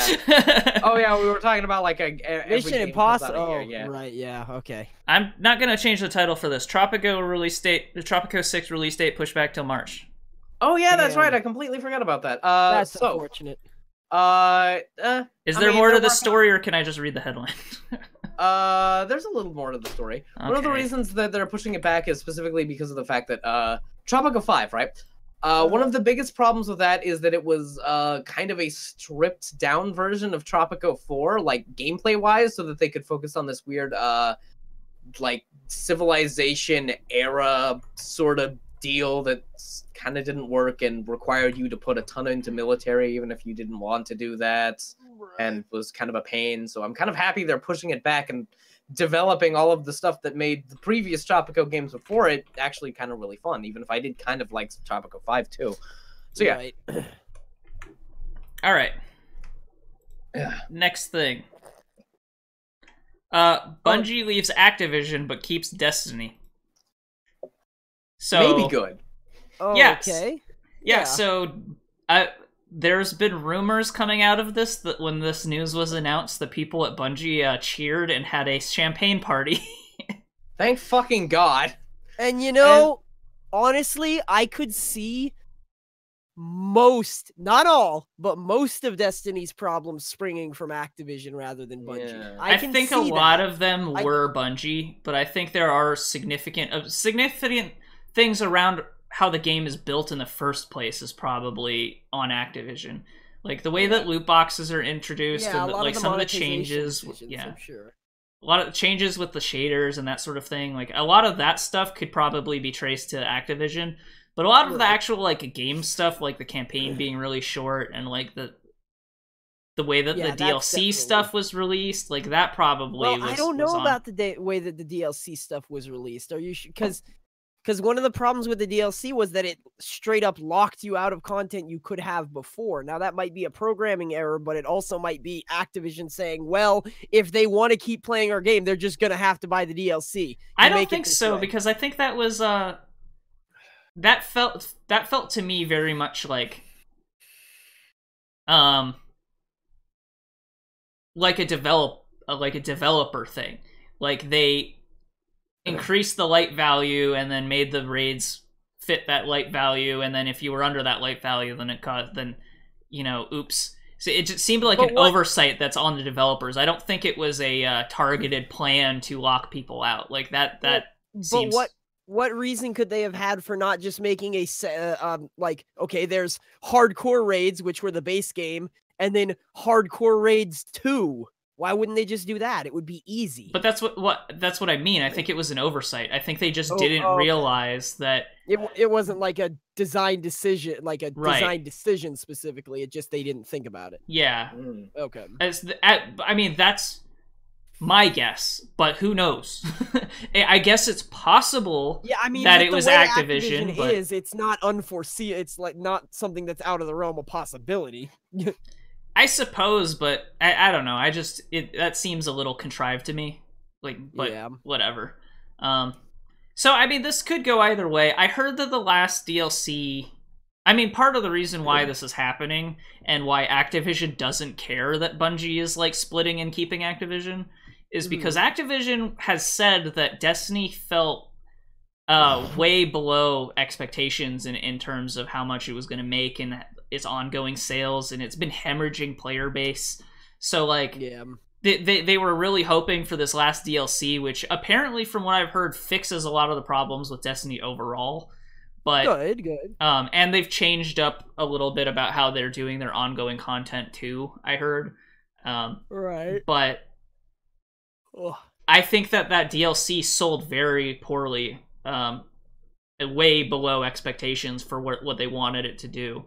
And part of that also shows, like, part of why they've done things like make the base game free and, like, put all of the previous DLCs in one package with Forsaken. So, like, now base Destiny is free. I believe it's still. I'm not actually sure 100%, but they gave it away for a while. I wouldn't mind trying it again either. So, like, especially in light of this news, like, maybe not immediately, but if they change up, like, the monetization and some of the problems with their free reign of it. What's sad is I just uninstalled Destiny before hearing about this news, and then this news made me go, okay, maybe I'll give Destiny another shot now that it's divorced from Activision. Because honestly, a lot of the reason that we quit Destiny wasn't, like, part of it was because it got boring and we didn't play for a little while, and then after that little while, all of this shit got dredged up, and we were like, okay, well, fuck Destiny. I was actually really disappointed with how short the story was. Like, I feel like the story for a, AAA $60 game or whatever I spent on it should have been, like, 3 times as long. Like, for a game like this, it should have had a longer story. And for the DLC to come out, like, 2 months after we bought the game, that's why we stopped, because we didn't want to buy the new DLC. So, but here's the problem with that thought, right? So for people like you and me and probably Thel, we want the long, like, story and stuff, right? But remember, Destiny is an MMO, and what is the important MMO content? The end game. And that's not saying that to MMO developers. That's saying it to majority of MMO players. Most people don't like to slog through the leveling process. So if they can just get through that story and get to the end game real fast, that's a better deal for them. I think in my mind, though... They had to decide who to cater to. I think in my mind, though, like, you can hit the level cap and still play the story. Like, there's no reason for them to, like, make it divorced from that. Like... Yeah, definitely. That's what we like so much about Guild Wars, in fact. Right. But, I mean, even if you're really, like... Destiny never felt like a leveling process, exactly, for me. You, like, slowly unlocked abilities or whatever, but it felt like a tutorial. And I think we even hit the max level part before the story was even over, so... I think we hit max level well before then, but... Like, now that I've said that, me saying this will feel stupid, but the max level in Destiny doesn't really mean anything now that I'm thinking about it. Like, you still are just advancing your gear score. Well, there's level and there's light level. Those are two different things. Level, like, everyone goes up to level 10 and then your max level, and that's what you get from experience on the story or whatever. After that, you just get loot. And then you can get loot from anything. Like, anything drops from anything. Like, I think loot scales to you, so it's like, you could do literally anything in that game and get more loot. So, why not just do more story stuff? You know what I mean? Like, it doesn't make sense. Exactly. And Destiny just felt so bare bones with the amount of content actually in it. Like, yes, I grant you, we really didn't play enough endgame to really get a good feel about what those endgames were. We also didn't really want to because we didn't have a full party, which is the problem with most MMOs that we try to play. Right. Although I think the party is only 3, so if Thel, if we got it for Thel, then we could probably play all the raids, right? It's 4, and we tried to play it with FlashGen, but we couldn't do it with only 3 people. Was it 4? I thought it was 3, and we played it with FlashGen, but sucked.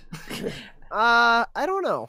I'm pretty sure it's 4. I'm not 100%. I thought it was 3 because I remember thinking 3 is a weird number for it. I think 3 is like the dungeons, but the raid content is a lot more people. It's like 6 or something. Not a lot more people, but like maybe 6 or something.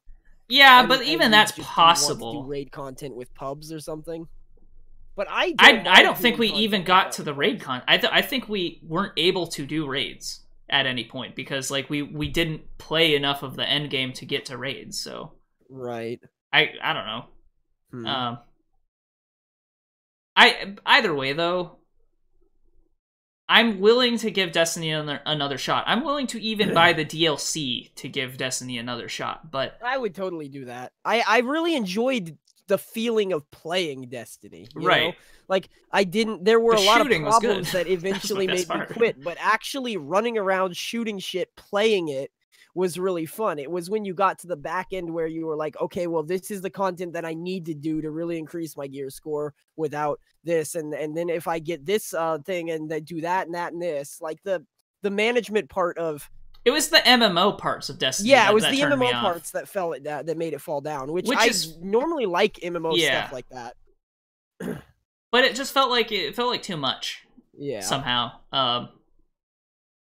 And it's been quite a while though, so I'm not going to say that we're speaking to the current state of the game right now, or even the state of the game when we did play it, but it's just kind of how we felt, I think. Yeah. Well, Destiny came out last year.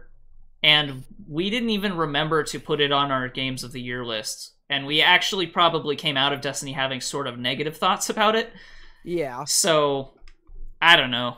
I'm willing to give it another shot because I do like the shooting in that game, but everything else is just kind of like, eh. Let's move on. Okay. This is a hell of a story. Oh, yeah. So, we were expecting some Borderlands 3 news here when we heard Randy Pitchford was trending on Twitter. So, the big news here is that Randy Pitchford is essentially being sued for embezzling money. He was giving himself $25 million secret bonuses. And then on top of that, there's an additional aspect of like underage pornography going on too. Yeah, so this is I believe it or not, the same lawsuit or 2 separate lawsuits? It is the lawsuit is about that. The pornography is a random thing that came out of all of this. Yeah. I see. It was one of the things that they found on the flash drive that they found the fact that he was making all of that money on. Actually, Appledan had a really good theory about this, right? In combination with the fact that they're referring to it as underage pornography and not specifically child porn, and the fact that there was that whole big scandal with the whole big scandal. There was that whole thing with tiny scandal with the Battleborn porn subreddit. I think it was probably Randy Pitchford was like, check this out. It's very not safe for work. I can't believe this. How horrible. Yes. Yeah, that one, the tweet that he made. It was probably Battleborn pornography or something. Yeah, it was probably like his stash of Shadman porn or something. But that said, what I think sums it up the best is exactly what I said in the news story column. What in the actual fuck? You know, a lot of people make a lot of fun.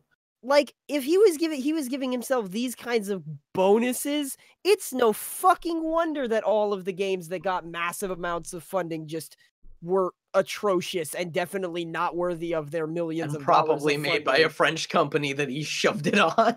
Yeah, seriously. Well, I think that some of that, like, yes, maybe the quality was impacted, but this is just like an embezzlement thing. This doesn't necessarily mean that this super affected how the games were developed, because they could have just gotten more funding. Money. Yeah, but just because you get funding for something doesn't mean you use it all anyway. Yeah, I guess. I don't know. Video games aren't one of those things that you can just dump more money in it to make it better. Like, Battleborn didn't fail because it didn't get enough money. It failed I because... was talking about Aliens Colonial Marines. Yeah, well, there was some of that going on, but that was earlier than... Yeah. I mean, Randy Pitchford's been there the whole time, but... Yeah. Like, there have... But, I mean, when you're saying Battleborn and, like, also, the last Borderlands, I think, was not received well, maybe? 2 or, Prequel. Pre-sequel was not super well reviewed, but I don't think that sort of thing that where you just dump money in it, it makes it better. Like, I don't know. Yeah, I don't know. I feel like Alien Colonial Marines probably could have just dumped some money onto it. Like, yeah, hiring that was... Yeah, you could outsource it, but, like... Fix a bug. I think they did. And that's the thing. The problem is that Fox did dump a shit ton of money that they probably put into Borderlands 2 instead of, made the game that they said they were going to. Actually, that's what I... directly into Randy Pitchford's wallet in light of this. Yeah, that too. That was already part of the thing. Like, that...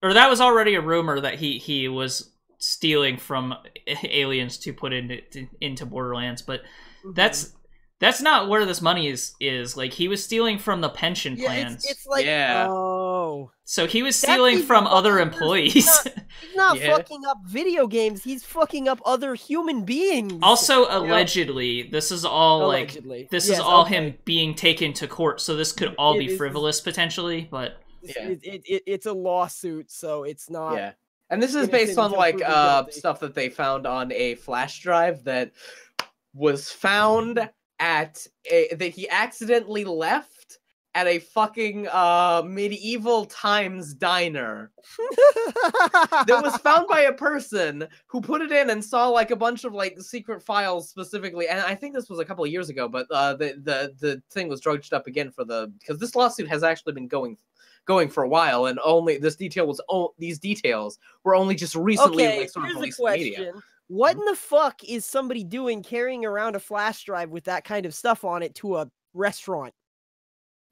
I don't think Randy Pitchford is very smart. Someone who got out of work? I don't know.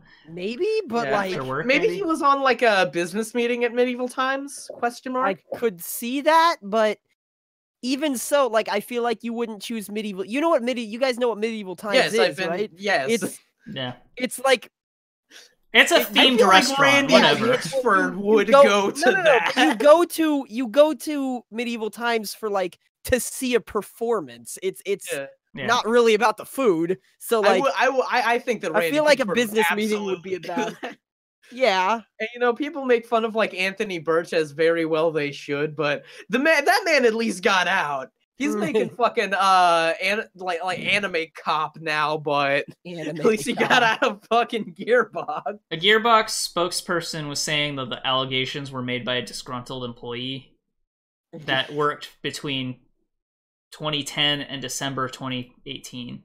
So I don't know. So it wasn't Anthony Birch. He got out earlier than that. I don't. Well, his name is in here. Wade Callender. Okay.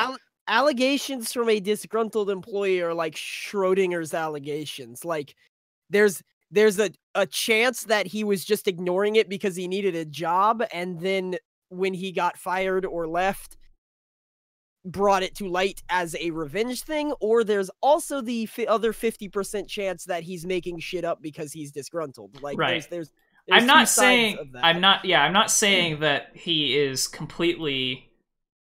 Like, I'm not saying that you should just not believe it because of this, but it's right. Disgruntled employees. Yeah, that's what I'm saying. It makes it like more believable and less believable at the same time. it means the whole thing you have to take with a grain of salt, regardless. But like when it comes to that sort of thing, it kind of ups that a little bit more. Yeah, it's not like a whistleblower. It's like someone who was fired. So I don't know if he was fired, but you know what I mean. Yeah, exactly. Yeah.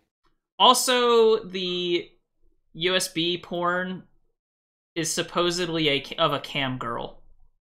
Yeah. Okay. Oh, yeah. No, now I remember. Yeah, he actually laid this out in like the interview where he talked about how one of like a quote unquote fan found it and like they sent it back to them for free games and swag. But yeah, he actually talks specifically about the cam girls that he's watching for like a extended amount of time in that interview, and it was hilarious. It was the worst thing I'd ever read. Why would he do? Why would he do that? What? Randy Pitchford, he's not a smart man. He also said, as part of his defense, is like, it was barely legal porn because the girl's handle was only 18. So, okay, sure. So the problem with stuff like, the problem with pornography laws is like, you aren't really protected if the person is lying to you. So I don't know. Yeah. Whatever the case, this is like a train wreck, man. This whole thing. Not only that, now that I'm thinking about it, one of the things that he was like specifically going over and why he liked camgirl porn is because of the interactivity of it. Why did he save that shit to you a USB drive? Yeah. Well, it does. I mean, you can get past recordings. Like, I don't know. Oh yeah, you can get past recordings. But if he said that he enjoyed the fact that it was interactable. And this doesn't have anything to do with the law, like fucking lawsuit or anything. I'm just like trying to get into the mind of Randy Pitchford. You know, you've been watching too much Mindhunter. Maybe I've been watching too much Mindhunter. Maybe he doesn't like it. Doesn't just because you're looking at camgirl porn doesn't necessarily mean that you want to interact like that. But you might like that perspective. Yeah. Or watching him interact, or watching her interact with other people, or the fact that it's like amateur, like that's all like part of it. Yeah. I'm just imagining Randy Pitchford just like in jail having. Okay, you know what? Hold the phone. We're starting to talk about pornography, so why don't we move on? Yeah, I think that's a good idea. I like saving little mementos of my time with them. Okay, so the next story. I'm gonna kind of combine a couple of these, but Epic Games Store. Mm-hmm. So they recently changed their policies to let you refund for any reason within 14 days of purchase if it has less than 2 hours of playtime on it. So they're basically mirroring Steam's refund policy now. Yeah, which is a great fucking refund policy. Fantastic refund policy. Yeah, that's probably the way to do it. Yeah, I mean, good job. Like, I feel like it's fair to both the people who purchase the game and the developers. You can't play a game for, like, forever and then just refund it on a whim because you need the money, but you also can't, like, just fuck people by selling them a 30-minute game for $40. Yeah, it only gets tricky in places where, like, the game is actually only 3 hours long and people are upset about that. Or, like, the game is bad for the first 2 hours, or you can't tell if you like the game for the first 2 hours. Like, I think a lot of people, for instance, Fallout 76, I would say that for most people, it took them longer than 2 hours to figure out whether or not they liked it. You know? Yeah, for sure.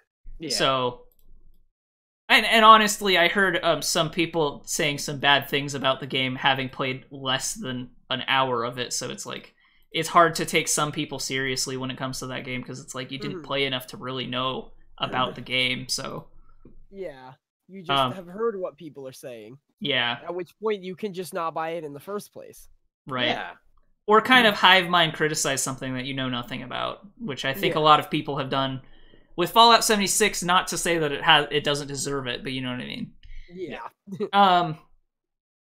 But yeah, I mean, I think the 2 hour point is the real sticking point because some developers think 2 hours is too generous and other people think that's not enough. So it's kind of one of those things. Yeah, and it sort of does depend on the game sometimes. It is really dependent on the game. I wouldn't know. Okay, say I really didn't like RimWorld. Say there was problems with it. There's no way to know that I don't like RimWorld if I've only played it for an hour and a half. You know, because I don't even know how to control RimWorld at an hour and a half, you know? Yeah. And if I played like 2 hours of The Witcher 3 and wanted to refund it, I wouldn't, but yeah, but assuming that I did, I wouldn't have gotten very far into it. And 2 hours is long enough that you can tell if you care enough to learn how to play it. I've only played 4.5 hours of RimWorld, which is like nothing compared to you guys. Or actually just nothing, basically, of that game. Yeah, but I don't think it's bad. I just don't know enough about it, and I'm not hooked enough to like really get into it. So I don't know. Right. Like I think that varies by game. So Yeah, Mhm. and I don't think you like generally go in for that kind of game. Like one of the reasons I really like RimWorld is because it's kind of like a management sim like a city building. I love management sims. Oh, okay. It's just Never mind, RimWorld. I was frustrated with how punishing it is and how difficult it is to make progress in that game early on. Right. Yeah. And it's not You to have to, say like, that I won't ever put more time into it to try it again. I just haven't. You know, like I've Yeah. it's not appealing enough for me to really go in for it. But I actually do love management sims, so Oh, okay. I don't like them to the extent that you do, but I still like them a lot. All right. And also, it really depends what they are and what they're about. Yeah. So continuing the Epic Games story, though, Ubisoft announced that The Division 2 is only going to be released on the Epic Store and won't be on Steam. Or through Uplay. But it's still going to do that Uplay Epic Games thing, so... Ubisoft, listen. Y'all really think you can get away with this? Do you think people are going to buy your game? I mean, bold as fuck. But, well, I don't see it personally. So the reason why is because Epic Games lowered their percent cut, right? Yeah. So, yeah, I don't know. I feel like in Ubisoft's case, maybe it doesn't help them to limit their customer pool by only releasing on one store. But maybe you make more per copy on it? I don't know. I think that's what they're thinking. I'm thinking they're thinking that if Epic can do it, our shooter game that everyone is really hyped for will be able to do it. But I don't think everyone is really hyped for it, though. I feel like it would do okay. I think Division 2 will do okay. I don't know I think that... it'll do, like, fine-ish. Yeah, I don't know that no one will buy it, and I feel like the Epic Store has the potential to draw people just because it's so hooked into Fortnite. So I don't think that Epic... I don't think this is a horrible move on Ubisoft's thing, but it's one of those things, this is the first major developer to try it, you know? Right. Yeah. So we'll see how this shakes out, and it'll be interesting to watch. Yeah, for sure. It's not like Steam really helped Ubisoft, or helped The Division anyway, because like that and the other Tom Clancy game, the Rainbow Six or whatever, those ones had their own in-game thing, like communities anyway, so the Steam hookups didn't really affect it anyway. I think it would be harder for other games that actually do take advantage of Steam's like online services and stuff. Mm-hmm. So let's jump back up here to Celeste. Oh yeah, Celeste DLC. Yeah. So Celeste is going to be getting a free DLC at some point in time. They're gonna probably be doing a thing similar to how Hollow Knight did it. They're going to be releasing like little content packs and then maybe a big DLC. We don't know, but it's going to be getting a free DLC at some point this year, probably. This is actually this is like the third time they've done this, because they've added they added C-sides, which were not out when the game came out, and I think they might have added more B-sides as well. Oh, okay. But I'm not positive on that. So I think they've actually done this a little bit more before, but now they're getting a free farewell DLC with ultra hard levels in addition. So good. So that's what this content is. I've only played the A-sides. I've never even played the B-sides. Oh wow. And you still love the game that much. Oh, yeah, because there's like, I beat the main story part, and then there's also like epilogue story, which I have not completed because you have to like go back and get stuff. So yeah, I don't know. And also like actually unlocking B and C sides is difficult because you unlock B sides by getting the tapes in the levels which are hidden. Right. So unless you just happen to go the right ways to find them, you might not have any of them in the first place, or you might have some of them, which I think is in my case, that's where I'm at. So I didn't really come to that game for the super challenge anyway, because that's not really my thing anyway. So I don't know. But it's cool that they're adding more content to keep people interested in it, because I think it's a really good game. Oh yeah, for sure.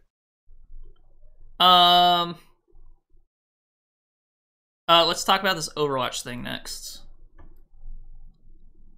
Okay. Anna event. What Overwatch? Oh right, yeah, that thing that. So Overwatch is doing an event that, like, to tie in with that new comic that they released.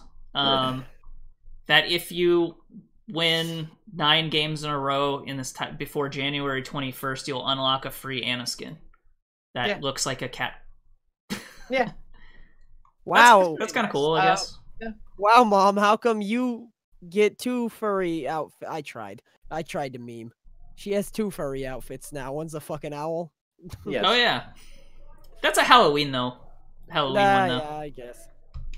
I mean, this feels like Farrah took her mom to the furry convention, and she put on a cat costume this time. Yeah. So one's a jackal and one's a cat.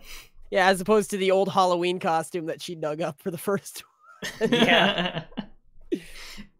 And those they also, like, you can also get drop rewards by watching Twitch if your things are whatever, and it's like sprays or whatever. So I'm gonna stream Overwatch right now. Let's go. Come on, in the stream.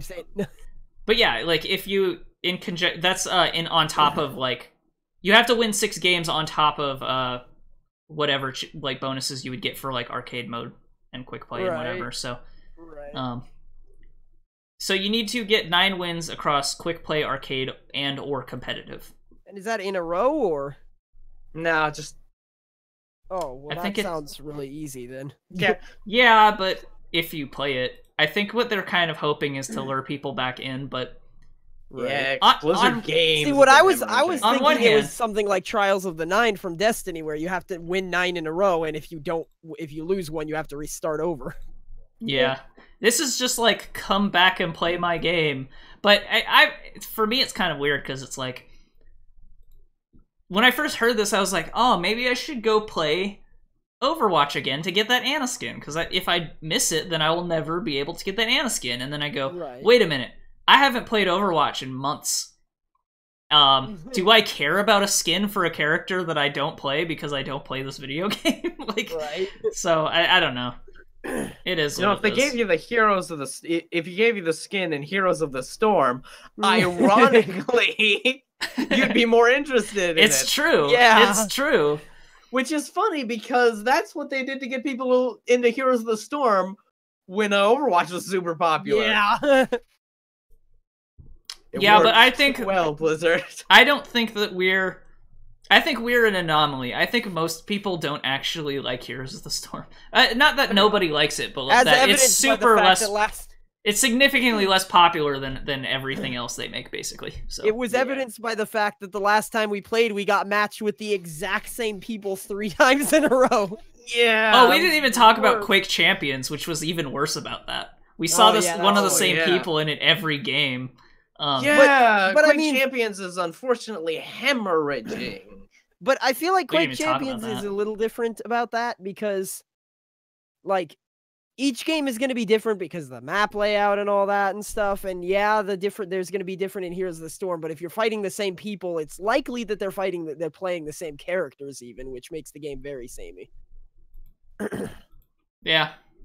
Well, I don't know, because Quake is Quake.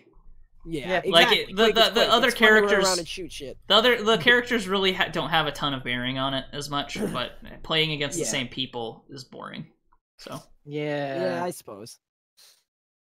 The last thing is this, like, Steam changes, but I'm, like, looking at this and I'm not really seeing a ton of news actually in this.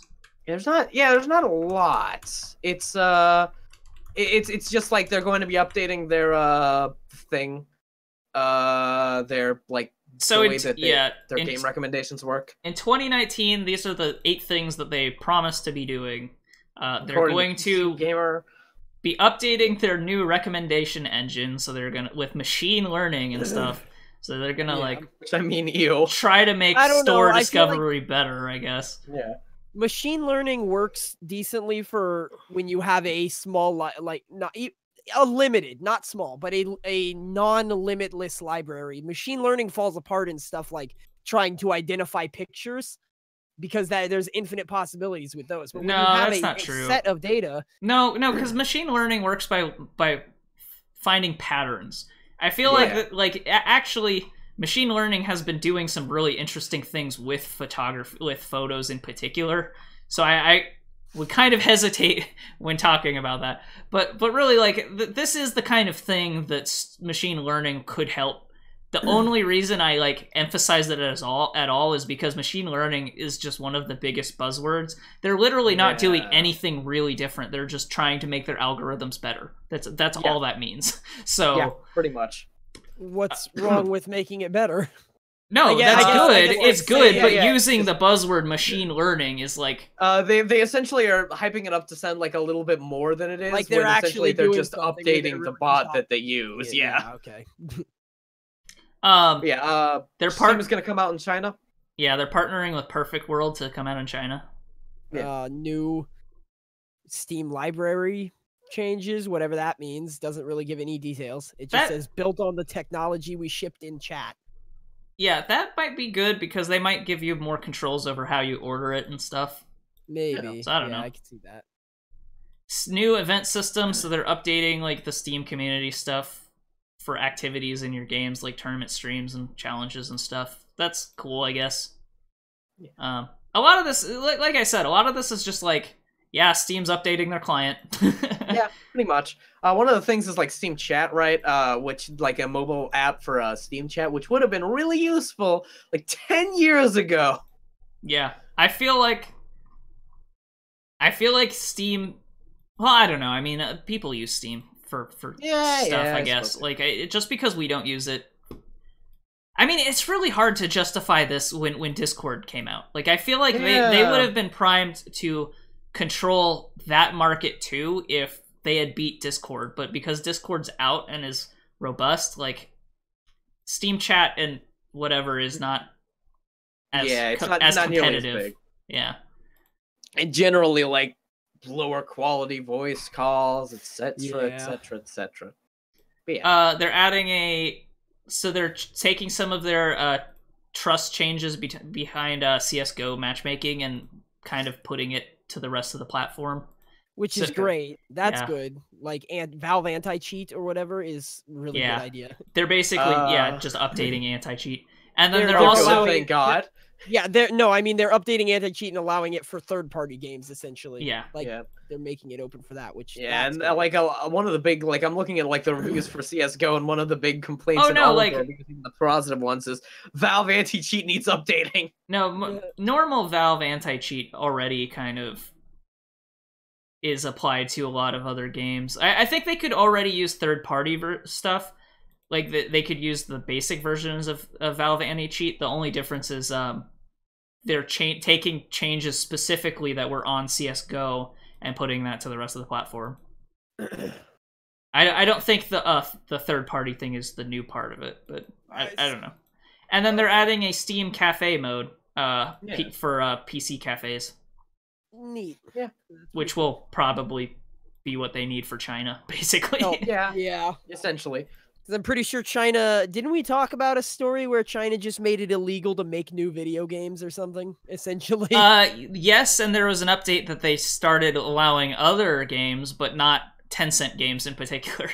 So there was like a year freeze where they weren't releasing any games, and now they are releasing games again, but none of them have been Tencent, which is like concerning for Tencent. Other than that, like, I don't know. It's really hard to pay attention to the China market too much because it's crazy. Yeah, it's ridiculous. And that's it for news. We went longer than I expected. Yeah, it's because we got a couple more news things in there in the middle there. So that's good. So let's talk about what's coming out on our channel. All right. So you came out with a Gris video this last Monday, right? Or was it the Monday before? Is this last Monday?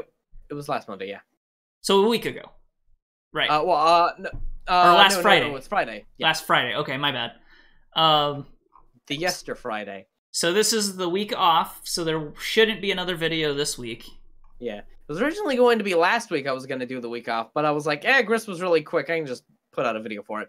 So I did that. Probably next I'm going to do another Hollow Knight video, because I said I was going to do the Godmaster stuff like a while ago, and I made like part of a video about that, but I didn't really go into the content very much, so I'm actually going to do it this time. All right, well, be excited about that, everybody.